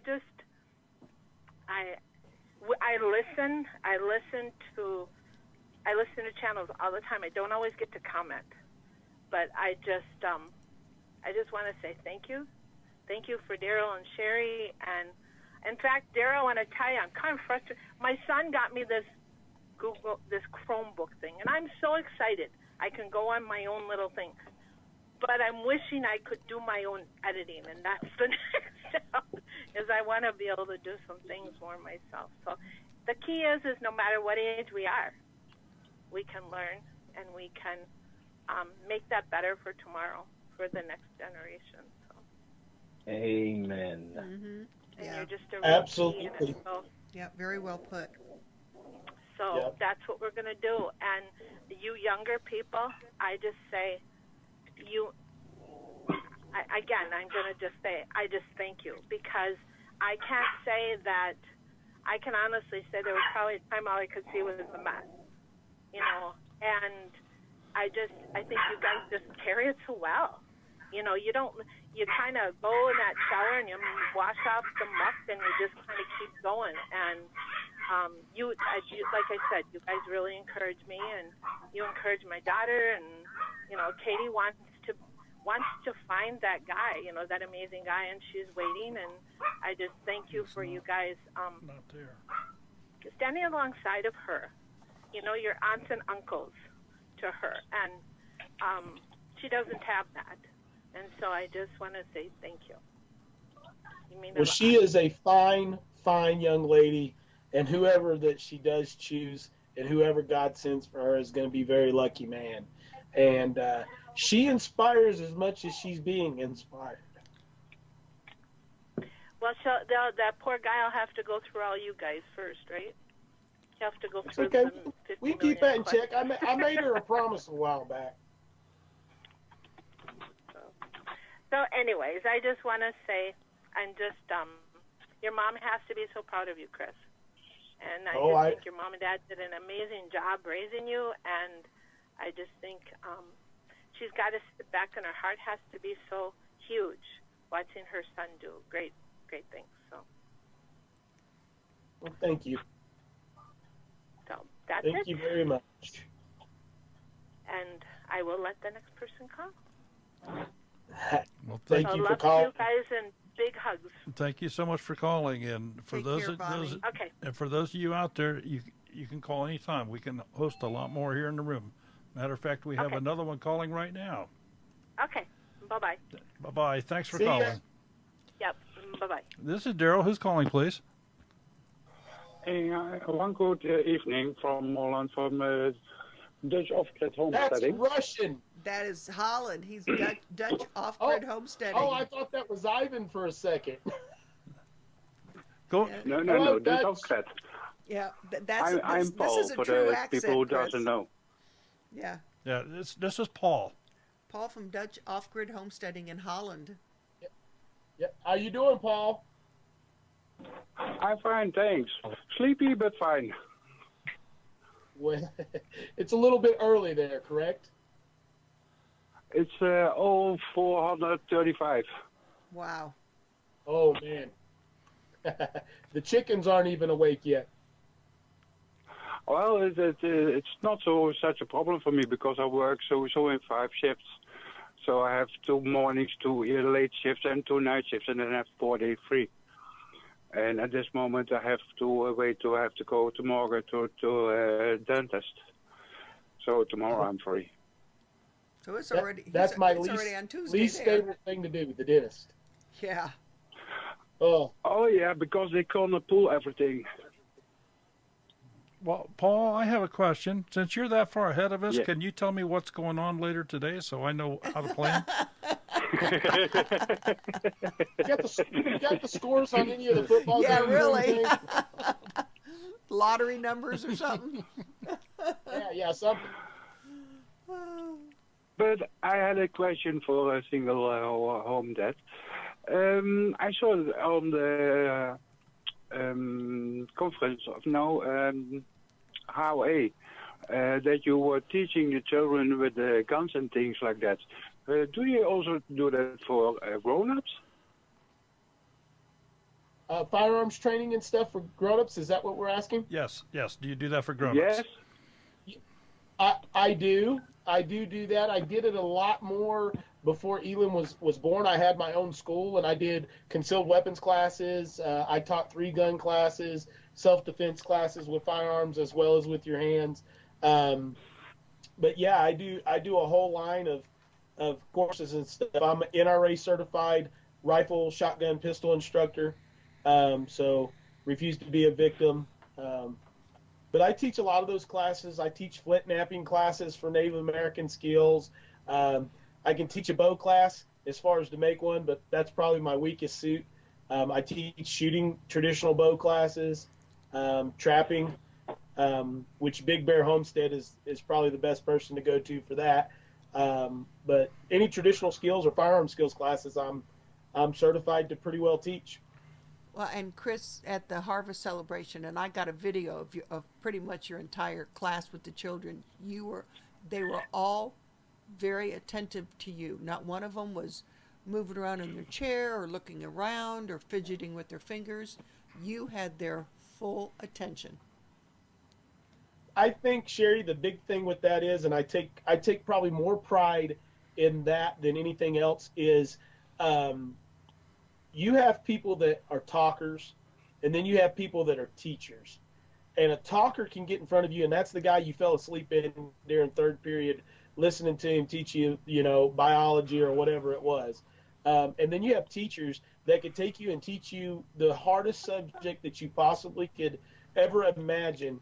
And because they capture your attention and they keep you engaged in the class, and they don't give you that opportunity for your attention span to go someplace else. That to me, and I've had several people make that comment to me, and it's probably the best comment other than being a good father that I can have is that I'm a teacher. And I enjoy teaching. I enjoy keeping people's attention and not just talking. When you talk, you might know everything in the world, but you'll never be able to teach.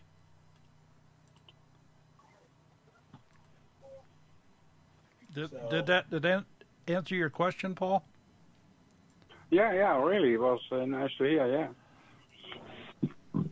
I'm curious, Okay, Paul. thank you for...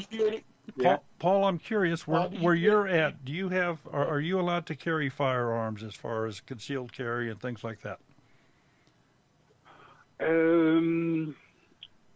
Actually, for the majority of the people, not. But you can get a firearm, I believe, even at home. But then you may not have a record by the police. You have to be a member of a shooting community or something like that.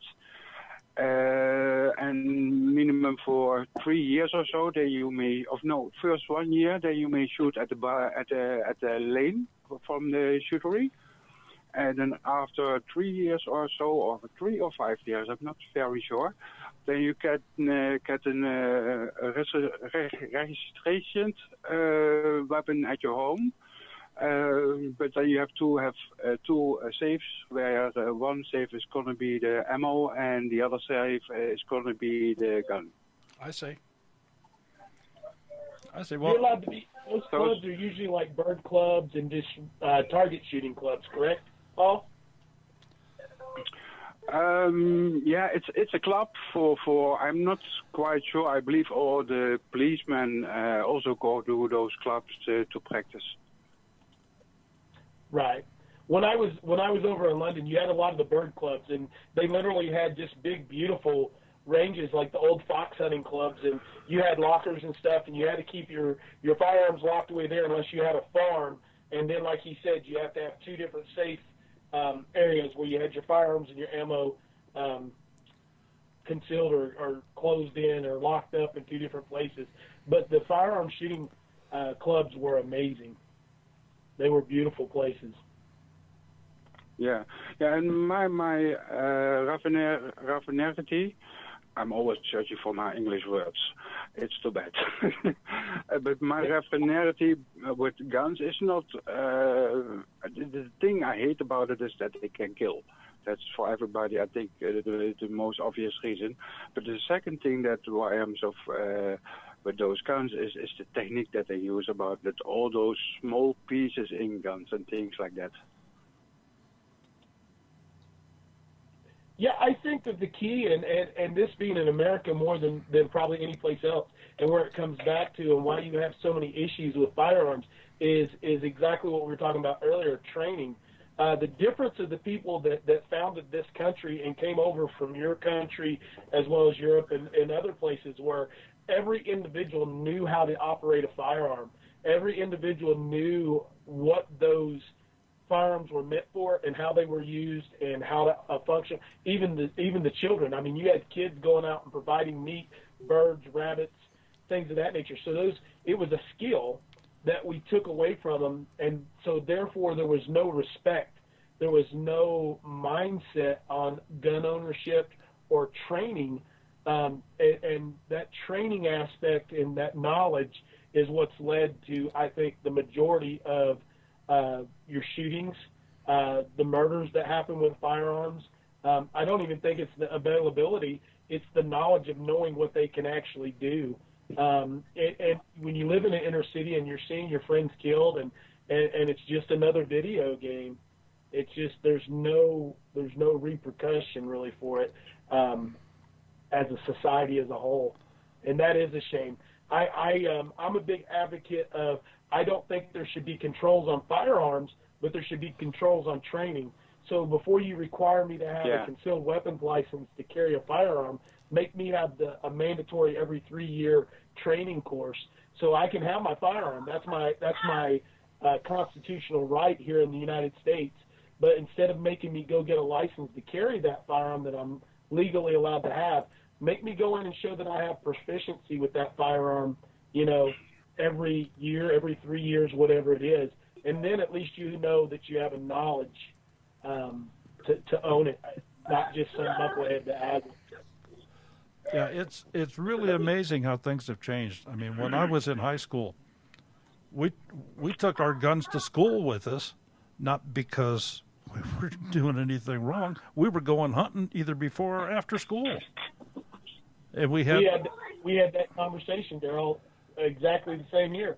I mean, it was not uncommon at all for me to have a shotgun hanging in the back window of a pickup truck in high school.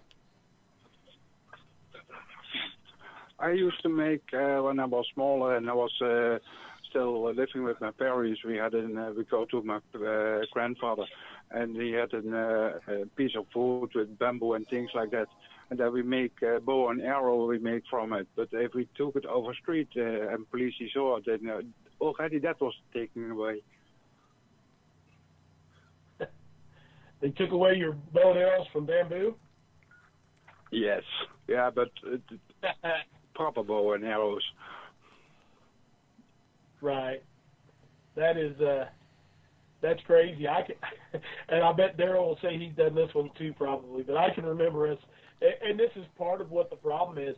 But I can remember going and playing Cowboys and Indians and shooting each other with BB guns out in the big fields, and we wear goggles and a double shirt and 2 pair of jeans. But if you got hit, you had to fall out of the tree. And if you didn't fall out of the tree like you were hit, you were in trouble. Yeah, we here in Holland we camp for what is it? I believe 1 millimeter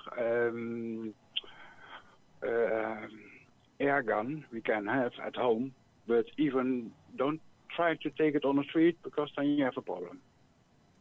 I see. Yeah. Yep. There's some interesting laws, and every country has the right to do that. It's just like here in the United States, our founding fathers gave us certain rights that can't be infringed upon by any state. We talked about that earlier in the live. Your constitutional rights in the United States can't be infringed on by the states. States can make laws and can enact those laws, but if they violate your constitutional rights, those laws are null and void, and you have standing to go back and fight. I mean, now it is the issue of if you want to fight them. There's a huge law on the books that says that, in the Constitution, that the federal government will only be responsible for roadways and our treasury. And in that part where it talks about roadways and international travel, it states that you shall not be forced to be licensed. You shall not be charged fees for interstate travel or traveling on a state or public road. And with that being said, if you just read that constitutional right, when the state comes in and says, okay, you have to have insurance, you have to have all these other things to be able to drive your vehicle, technically the Constitution says that you don't, but do you have the money to step up and fight that when that's such a big tax revenue for a state and a community?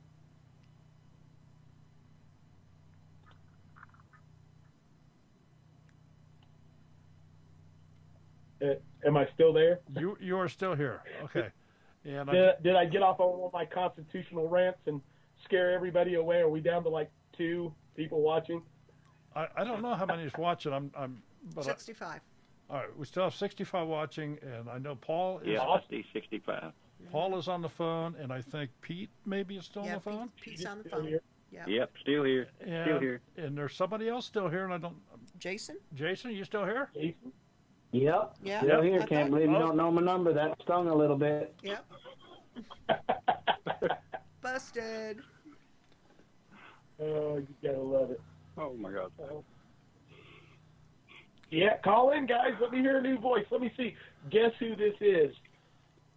Get some more people on here to talk with us. We got Paul from all the way over across the big pond. We got Jason that's from the backwoods as well. Mr. Pete, he's rocking and rolling in here trying to find out why Jason hasn't brought me any elderberry plants yet, since I had to find them for him. But you know, So we didn't even get any. Okay, now, Mr. Smarty Pants, we didn't. The cows ate them all. Oh my goodness! Keep them cows out of there. Every last one of them. Huh? We worked hard for 33 minutes trying to get Pete to tell us that they were actually elderberry. Yeah. Pete I did. I told you on the. I told you on the video they were elderberries. Yep. And I was going out there all the time, waiting for them to turn purple. And it started getting 1 or 2 to turn purple. And we started going out there every day. And the next thing I know, all of them was gone. They were gone. Yeah. Hey, Birds and cows were getting them. Animals know what's there and what is useful too. If you go in your area, Jason or Pete, or even Paul over across the pond, if you watch your deer herd and watch them walk through after a big windstorm and you see a lot of trees with usnea, the green lichen, longer leaf moss in the trees, and when the wind blows, it'll fall down. The deer and stuff will eat those because they have a natural antibiotic in them, and they naturally know that they can eat those and build up their antibodies in their body. So they know just as well that those elderberry are just as good for them as it is for humans. So I'm sure those cows do as well. I know it's hard to go out and cover up the elderberries out in the field in the wild because they're so bushy and everything. But if you've got tame ones around the house, you can put the netting over them and keep the birds away from them, and that stops them from eating all those. When's a good time to go and propagate those and take a cutting? In the spring? Yeah, I would say in the spring.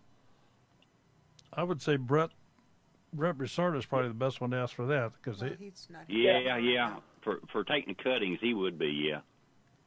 Yeah. Pete is very knowledgeable too, but Brett I know has transplanted those as well, Jason. And if you'll do like I told Sherry earlier too, and make that willow bucket, and you just take those willow branches off of one of your ditch willows that you have down there on the creek, and put 10 or 15 of those branches down in that 5-gallon bucket. Willow has a natural, I don't know if you call it a hormone or growth enzyme in them or whatever, that helps propagate the root system on any cutting that you have. So if you'll make that bucket and just keep it all year round, so if you get a trimming off of an apple tree you want, you can put it in there, or you want mother-in-law's tongue from in the house, whatever, you can put it in there and it'll get a root ball within 5 to 10 days. It'll have a root ball on it. Yeah, you're supposed to give me some of that mother-in-law's tongue. Well, you can have it anytime. There's a huge one sitting right there behind me. Just like you're supposed to bring me some of them cattails and lily pads, too. Well, They're those talking about ended up elderberry. getting eat up by the ducks, most of them, but we'll get you some of those anyway when it comes back. You can't grow nothing in the rain and the sleet anyway. That's true. Yep. Pete could grow it in the rain and the sleet, but we couldn't. Now, if you're transplanting the elderberry, you can transplant those in the fall. But now about taking cuttings, I don't know really about that. You know, it might behoove me to go out there and dig some of them up right now and bring them up front, don't you think? That would work. That would be a good time right now. Would be a good time. Am I the only one that hits that bell and thinks Mr. Rogers? Okay, we have another caller. So, well, we did. They left. I just put them in the room. Was gonna turn them loose, and they disappeared on me. Maybe they'll call back. Maybe it's too crowded. Call us back. I'm still here. Paul's I know when I was a kid. Another question, brother. When I was a kid, my mother took a willow limb. We were at the riverbank. My mother carried this willow limb home with her. Well, she was using it for a switch to whip us with. But she carried that home, and on the way through the yard, we had a wet place in the yard, and she took that willow limb and just jabbed it down in the ground and left it stand there. And the last I seen that tree was about 2 foot through. Wow. Yep. Willow, whatever that enzyme is there, and I tell you who has a good video on that is the Holler Homestead has a video on using the willow branch in the bucket. I just thought about that I watched one on theirs. But willow will grow just about anywhere. That's why you don't want to plant one close to your homestead if you've got a septic system, because they will invade your septic system and you'll be replacing it within 10 years. Yeah, they will root it up. They will recat it. Lisa Hensley is asking, how long does it take for elderberries to produce? You can get I have berries one off in of my the first front yard. I have one in my front yard, and it has been out there. It started from a real young one right there in the yard, and it's been out there 3 years now. And this year, it had 2 pods of elderberries on it. So next year, it will have more. Cool. About 3 years from little sprouts. If I could ever get one to live. So it's almost like asparagus. You can't do anything with it for a couple of years, and then you can't kill it. Yeah. Right. That's the truth. Excuse me. Bless you. Got a sneezing fit. Bless you. Sneezing fit going on. Well, look, guys, I'm gonna run and get off here. I got my acupuncture appointment in the morning, so I gotta go try to catch some Z's and be bright-eyed and bushy-tailed for that.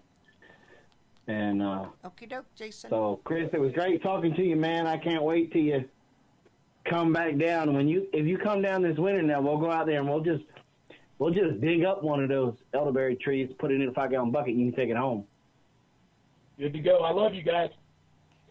Love you, man. Jason, thanks. And, See you later, Jason. Nice talking with you. Yeah, thanks for being yes, here. sir. Nice talking with y'all. And we love y'all, and we'll see y'all next time. Love you, Jason. Take care. Later, Jason. Hey, Pete, I have a question for you, and then I have a question for Paul. So, Pete, what is your favorite thing that you grow? Because I know you enjoy that immensely. What do you enjoy growing more than anything else? My favorite thing to grow, and a lot of people don't like growing it, is potatoes. If you can grow them, it's an amazing crop. I had no luck this year with them. Are you just talking like russet potatoes or sweet potatoes or red potatoes or purple potatoes or? I can grow. I do real good on the Yukon Gold does pretty good for me, and the Kennebec. Okay. I've heard good things about that Kennebec being really hardy and bug resistant. Yeah, the Kennebec is a good potato.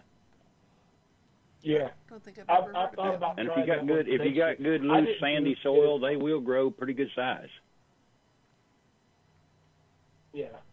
They're a good fist-sized potato, aren't they? Yeah. Yeah, good eater all the way around. All right, Paul, question for you, brother. What do you are you doing any gardening where you are? I'm not real familiar with your channel and stuff or what you're doing, but as far as gardening and stuff, are you growing anything that would be different than what we would grow here? Not different. Maybe the way that I do it is going to be different. But what I like to grow is tomatoes. I worked at a tomato farm for about 1 year, and then they put me in second year contract. But they had tomatoes on ropes, and they were tomatoes. They started in January in those glass houses. And it's my intention to build a glass house because I have some glass standing here for for the year that is coming, and I want to actually almost do the same techniques as they have learned me in that 1 year. So that's one thing what I want to do the next coming year, but I still have to build the glass house. Gotcha. What's your favorite tomato? I can say it in Dutch, but I'm not sure if it is the same in America because I never heard it from. That's okay. Go ahead and say it. Well, teach us a Dutch tomato name. Dutch tomatoes. There's one kind that we grow here that actually goes through whole Europe. So most of them are exported outside the country ourselves. But I'm not sure what the name is. I believe they call them Dutch tomatoes. Oh, just Dutch tomatoes? What? How do you pronounce it? I mean, Nederlandse tomaten. Needle. Wait a minute. Say that again, please. Nederlandse.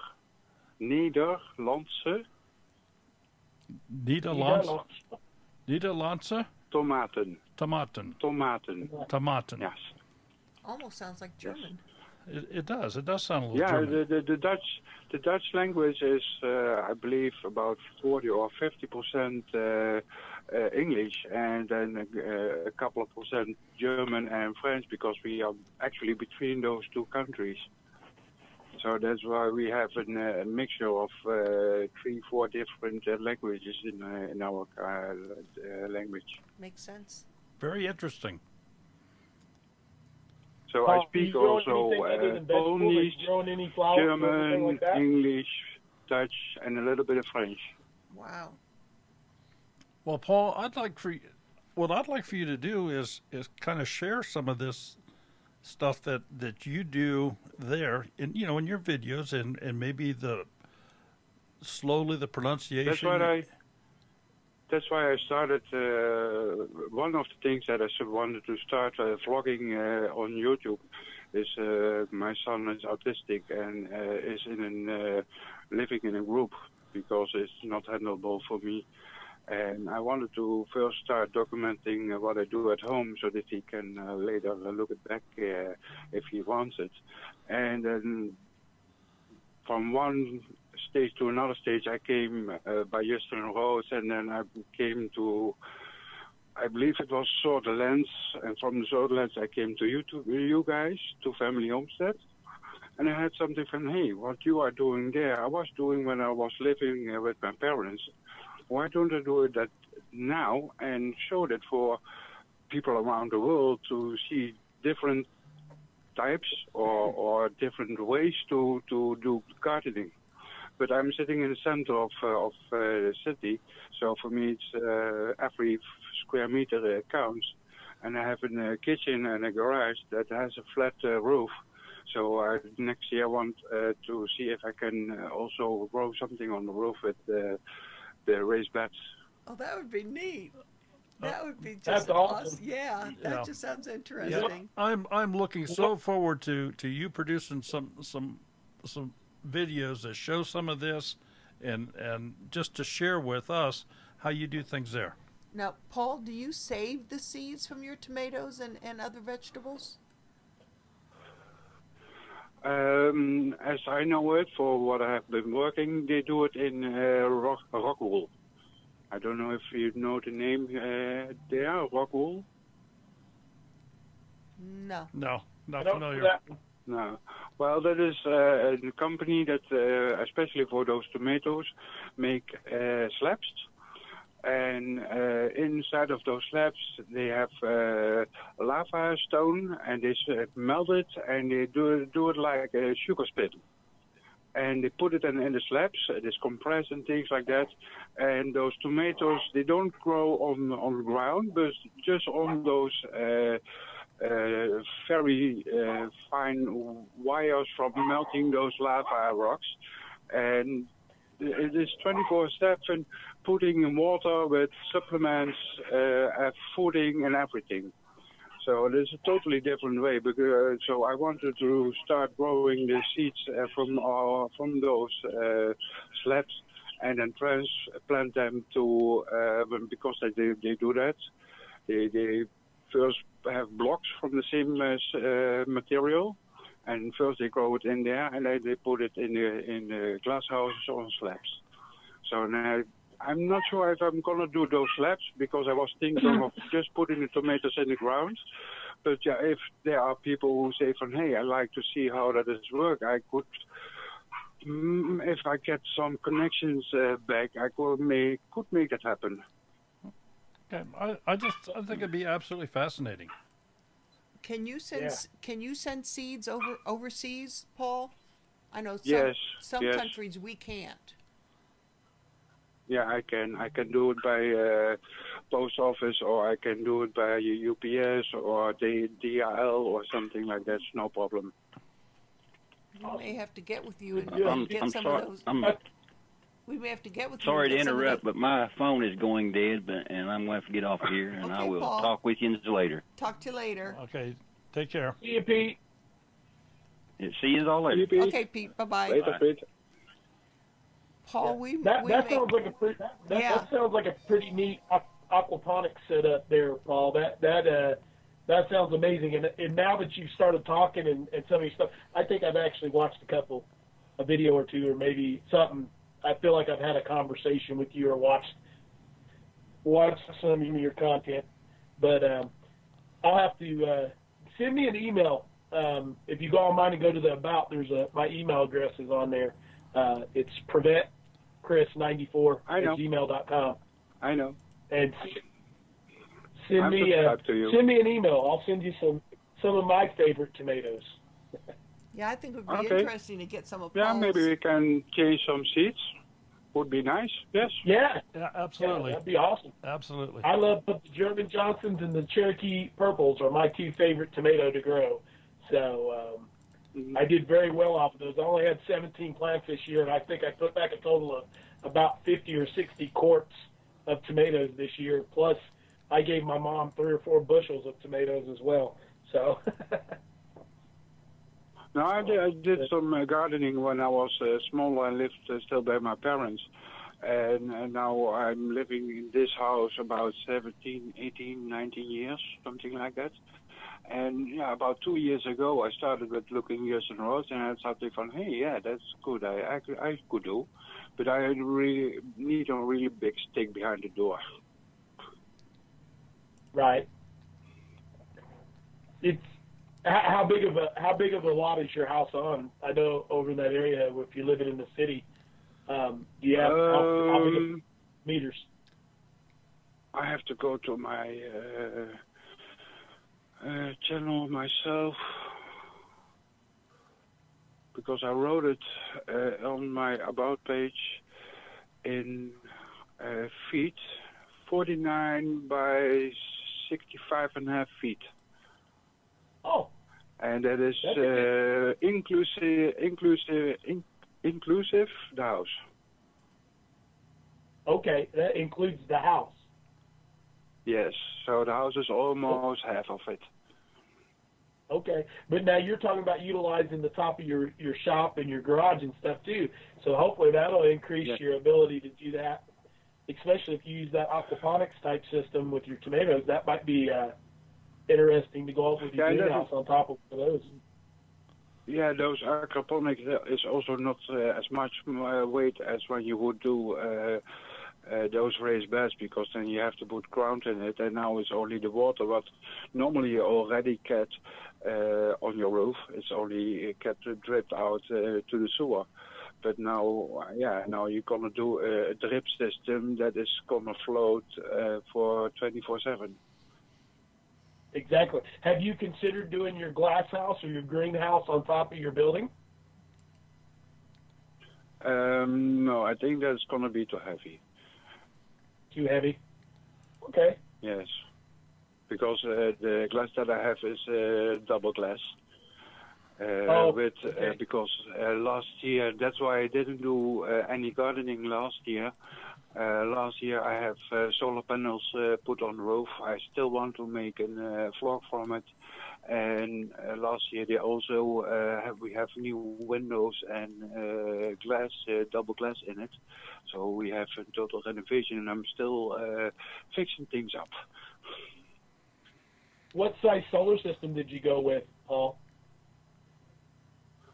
I'm not sure the brand of the panels, but I let them install because it was on the roof of my house, and I'm not so fond of heights, so that's why I didn't put it on myself. But I'm electrician, so certified. So the next solar panels, I want to see if I can buy one on failing height. See if I can get some smaller prices for them, because otherwise it's going to be 15,000 euros or something for 3,000 watt. So I want to How see many if I watts can did get. you go with at this time? Sorry? How many watts is the system that you had put in this time? 3,200 watts. Okay, so you're basically getting to supplement everything in your home then, correct? No, not yet, because I also know how to calculate energy consumption and things like that. I've also had it with my study. And I need about 3,500 kilowatt hours in a year. And the total amount that I make in 1 year is about 2,500 to 3,000 kilowatt hours a year. I got you. So I'm still a little bit too short. Yeah. Yeah. The whole configuration and figuring out your sun hours and how many kilowatts you use per year, it's a whole art form to figure it out and get to where you think you should be. And usually that's what it is, where you think you should be. Paul, somebody has asked here in the chat if you grow any tomatoes over there that are a different color than red. The ones where I was working, they didn't.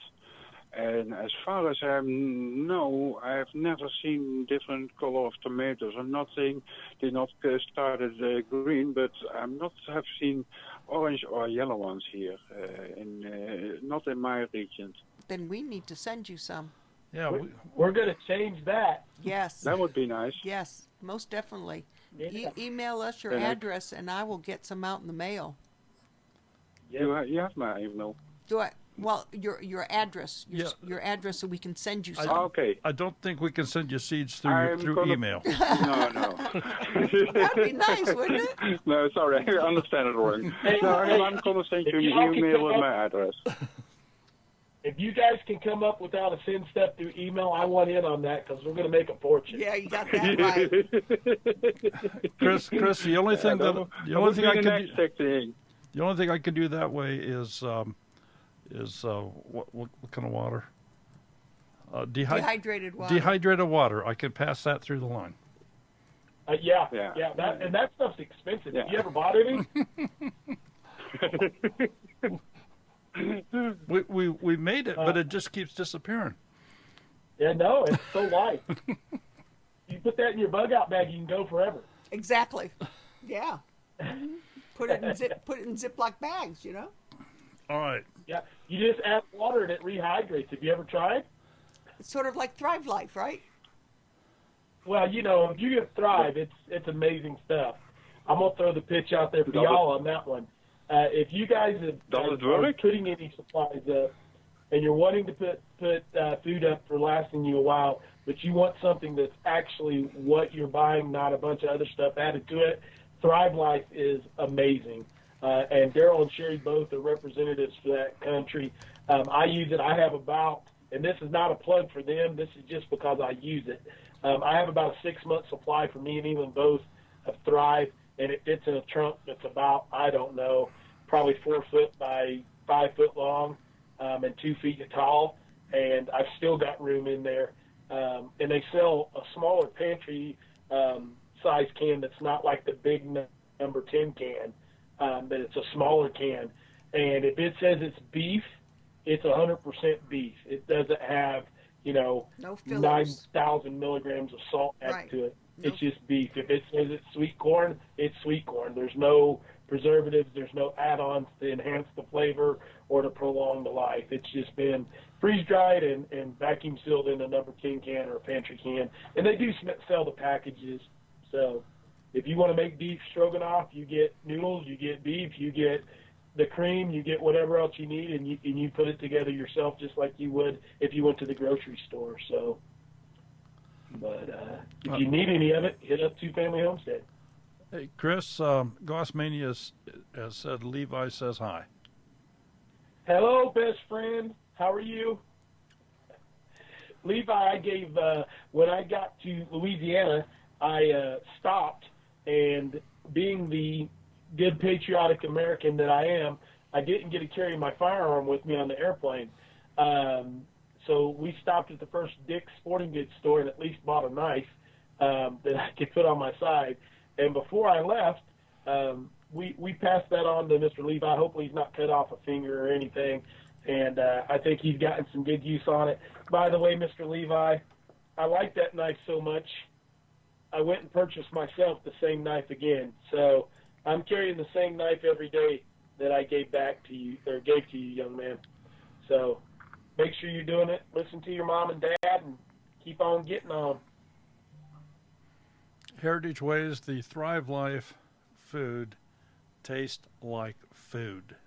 Yeah, it really does. It tastes like food. And we got into fresh food. We got into it mainly because of camping. Yep. The thing that I did that a lot of people don't do is if you're into the prepping scene, if that's what you're trying to do, is learn to homestead and learn how to garden, learn how to do stuff like that, because you think that you need to prepare for the next day, which you should be doing if you're a prepper or a homesteader. You should be preparing for the next season, for the next year, for whatever you need to do. But one of the things that I did a little different when I bought my Thrive food for cost effectiveness as well as being able to stretch that out is like on my beef. I would buy a number 10 can of beef, which I'm not sure right now. I'm probably not giving correct prices, but it's around $50 for a number 10 can, which is however many servings. But then I would buy 2 or 3 cans of the TVP, which is a soybean-based product. And it tells you that, but it would be beef. And the reason that I would do that was I could take 1 cup of the actual beef and 1 cup or a cup and a half of the TVP. I could stretch that amount of food that I can make in a big pot of chili or making up hamburgers or rehydrating to make into soups or meatloafs or whatever it was.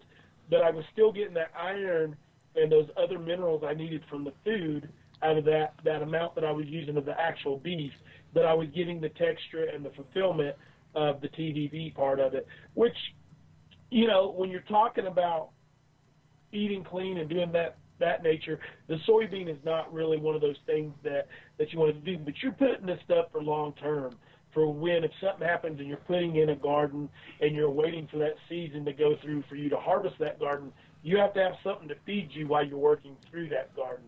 So when you can stretch that food for a longer period of time, and the cost of the TVP is like $12 or $13 at the time, so you were spending a quarter of the price to buy those extra things, but you were still getting that same flavor and palate. So that's the way I kind of did mine. I'm not sure.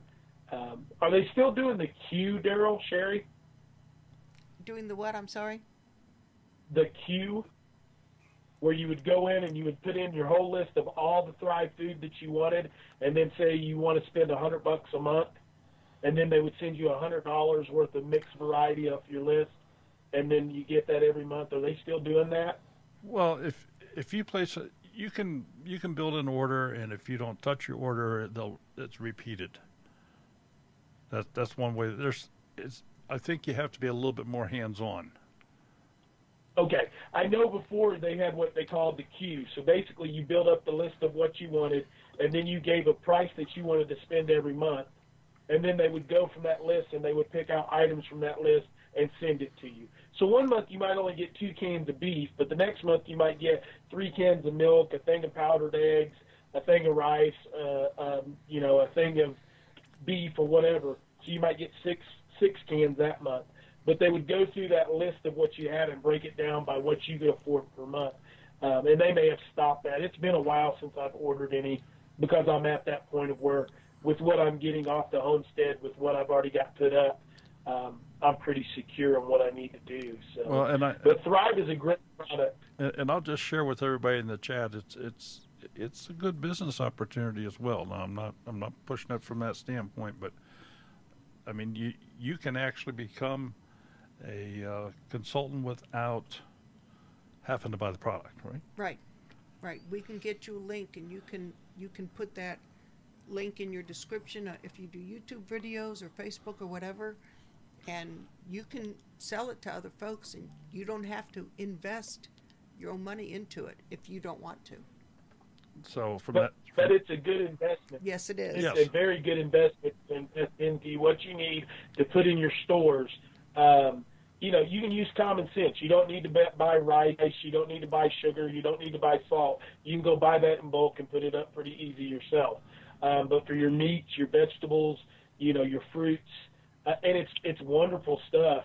And one of the things that Thrive kind of got a bad rep on is that everybody thought that it was like, from what Daryl was just saying, a pyramid type scheme. Well, it's not. It's like, if you want to compare it to anything, compare it to Tupperware. It's like going to a Tupperware thing, and you order what Tupperware you want, and you don't order it if you don't want it. It's not like you're stuck having to do something. It's buy what you want to do, and it's a great product that I will 100% stand in behind the product itself. So.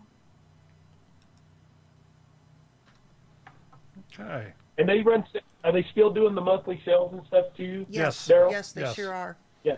Yeah. So, like, I know when I was into it real heavy and buying stuff, one month I got a phone call up from the person that was repping in my area, and then I started repping in the store too.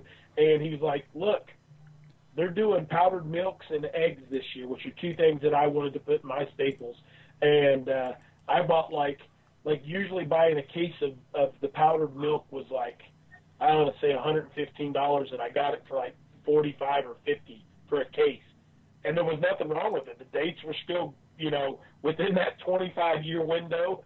And I spent, literally 40% of what I would have if I'd bought it at full price. So that's another good part. If you get involved with it and you get into that part of selling and repping on it, you'll get these things that they'll send to you and say, hey, we're running this on sale. And you know that before everything else happens. So if you're wanting to put it back for yourself, it's a good way to do that.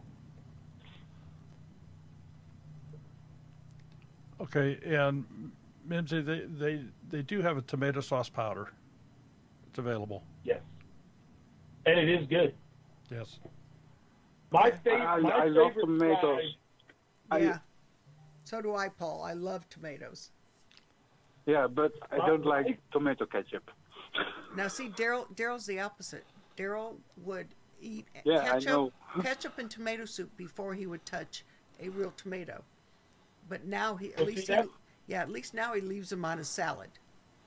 Well, see, now that's the funny part about me, is I love everything a tomato can be made out of. I love fresh salsa. I like sauce. I like stewed tomatoes.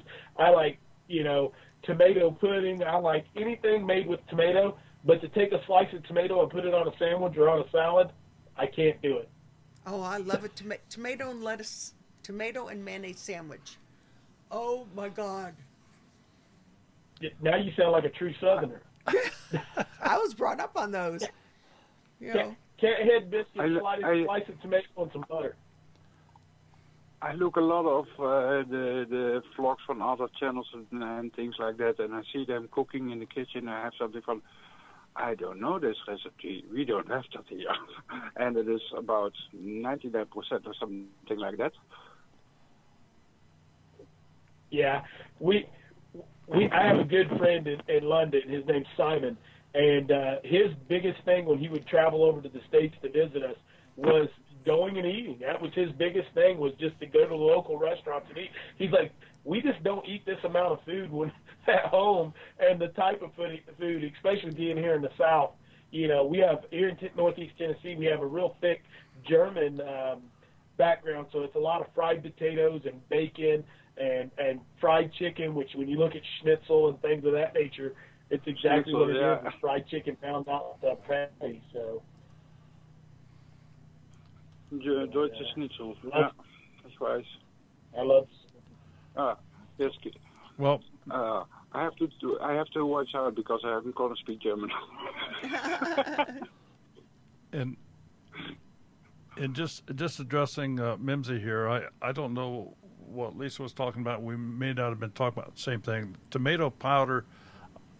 They have a tomato sauce that is in a powder form that is still available. So we may just not been talking about the same thing. Right. The best thing that I think that Thrive makes is the 9-grain pancake mix. And if you're a pancake person, it's the best pancake mix ever made.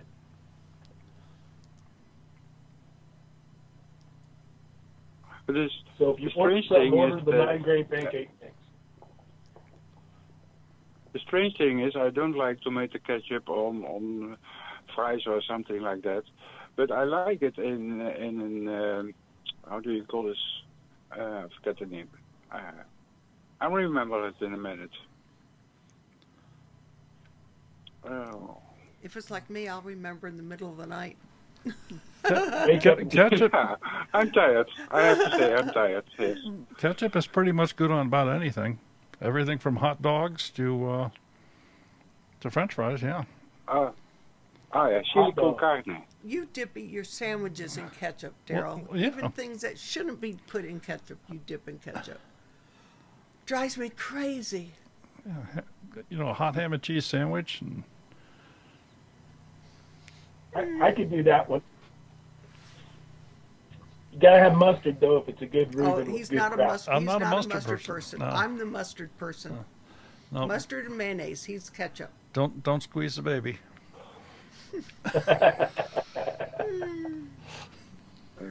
Mustard on some occasions, yes. See? Oh, you gotta love it. But then, not the real sharp ones, because that's too much for me. I like a little bit sharp, the halves, you can say, but not too sharp. Right. Yeah. You know, see, Daryl can eat straight horseradish. Oh, absolutely. That's young man. Yeah. Mm-mm. I can't. Wow. We grow it. We grow horseradish, and Daryl can eat it just ground up straight, nothing in it. Mm-mm. Now I like wasabi. I like wasabi and stuff on Japanese food, but to just eat horseradish, no. Oh, see, Daryl does. Yeah, horseradish on any kind of steak just makes it better. And the more that's and the more traditional sweat, way. yeah, and the more sweat coming down his head, the better he likes it. Mm-hmm. Well, that's a lot of people don't realize. If you go to any place like Texas or any place like that that's known for steaks, steaks are usually grilled. They're grilled on like a hot cast iron skillet, and they have a little bit of Worcestershire, a little bit of butter thrown on them. They're cooked, and then the big dollop of horseradish thrown right in the center. Yeah, well, and that's a very traditional steak recipe right there. Yeah, well, Daryl's Worcestershire and horseradish. He can't get the girls to even touch Worcestershire. Maybe that's you gotta just marinate everything in it before they see it. Maybe that's because I've teased him about one of the ingredients in the Worcestershire. Yeah, anchovies. Anchovies. Anchovies are good. Sure they are. They taste wonderful. No, If you love thank you. Caesar salad, you're eating them all the time, too.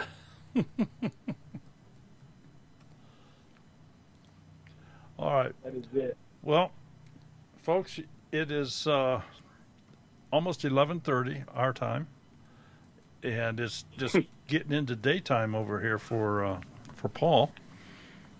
So he's been up in the wee hours of the morning, and we certainly appreciate him taking some time and calling in here. You're welcome. Chris, you got anything special going on this week or this month or? Actually, we're going to leave out Thursday night. I've got a ride to Florida with a friend of mine, and we're going to go hunt wild hogs and some deer in Florida in a big orange grove and see how that goes out and try to put some meat on the ground. And then I'm going to try to spend a lot of time with Evelyn this month just trying to get out there. She says she wants to kill a deer, but it's a little cold, so we may just sit in a tree stand a little bit or in a blind. But this month's going to be about family. We're gonna enjoy each other and hit everybody up on Wednesday nights and try to get good content put up. But it's just going to be about family. You should get with Todd from Reap What You Sow in Louisiana. Yep. They have the wild hogs out there. Yeah, we have wild hogs in South Carolina too, and my house in South Carolina is only about 45 minutes from Jason in Georgia, and we're covered up with them. But there's not too many opportunities that you get to go to Florida and hunt on a private 4,000-acre orange grove that already has all the tags that the state's given them, because they're literally eating the actual orange trees, not the fruit, but the actual trees. Wow. Full-grown orange trees. So. Well, I know you have a great time, and we wish you much success in that venture. To everybody in the chat, we hope to see you here Wednesday night for our special giveaways. Yeah, we have a load of stuff. I do have Tech Tuesday tomorrow night for those of you that have any interest at all in that, where we discuss more of the technical side of the YouTube equation and the equipment that it takes to participate in this game. I'm going to interrupt you. Chris, they're asking, where in Florida are you going hunting? Don't ask me. I'm a traveler in that one. It's actually South Florida, if I'm not mistaken. I'll let everybody know on Wednesday exactly what area I'll be in, but I'm not actually sure. It's a buddy I made 2 years ago that just moved to the area, and we're going to his home. So. Yeah, my daughter lives in Florida. Oh, awesome. Okay, so everybody in the chat, be sure you go check out our giveaway videos. We're giving a skillet away at 6:45 on Wednesday night. We'll be doing that between 6:45 and 7 o'clock, and starting at 7 o'clock. I get emails and messages constantly since the video went up. You know, I really want that skillet. You could just send it to me. I really want all these. Yeah. But you got to answer the right question. So you got to watch the video. Chris, Living Miracle Homestead, Kathy says, my son shot the biggest hog in Florida. That's awesome. That's another wealth of knowledge. Her and Nathan at Samson Farm are both your quail. Those are your two quail people. So, and at 7 o'clock we'll be starting on Wednesday. We'll be starting our 10K giveaway program. And even if you can't be here on Wednesday night, go watch that video. There is a link to send you to a form that you can fill out and still have an opportunity to win something in that without having to be there on Wednesday night. And of course, the skillet, you do not have to be there, but you do have to do what it tells you in the video. So go watch those two videos, give them a look. It's going to be a great night Wednesday night, and when we're done with you, well, it's Chris's turn. Yeah. 10 o'clock. Yeah. Eastern Standard Time. We'll be there. Yeah. We'll get on have a little conversation, do a little scripture, and I think this week we're talking about, hold on, I'll tell you. What are we talking about this week? We are talking about, oh my goodness.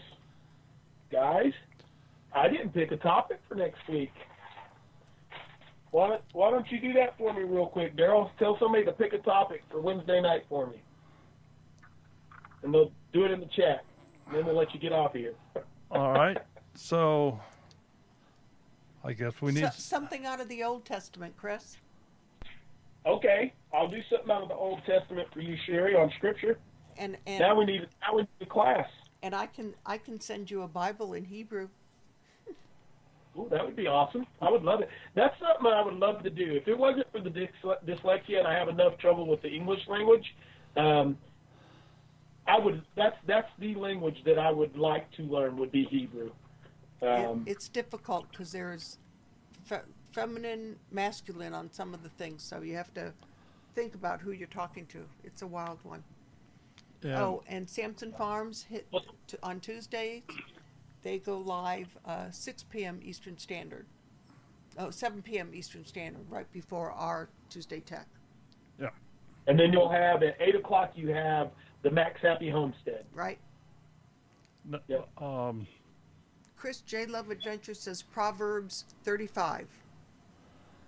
We need a class, something to talk about as far as the class goes. You already gave me scripture, Sherry. Okay. So we'll put Proverbs down. J-Love. Sounds good.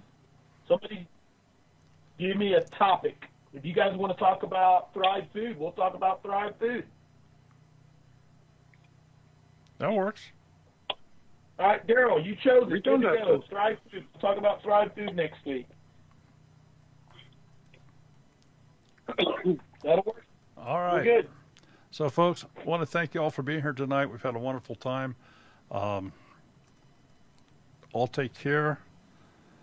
And Sherry says I need to come up with a new deal here, and I'm not sure what to do with it. But I do want to. I'm just getting a shaking head. I do want to reflect something that Blake Kirby always does, and that is everybody has a story, and everybody's story is important. So share yours. We'll Amen. Yeah. We will see you all later. Take care. Have a wonderful evening. Good night, folks. Bye, guys. Good night.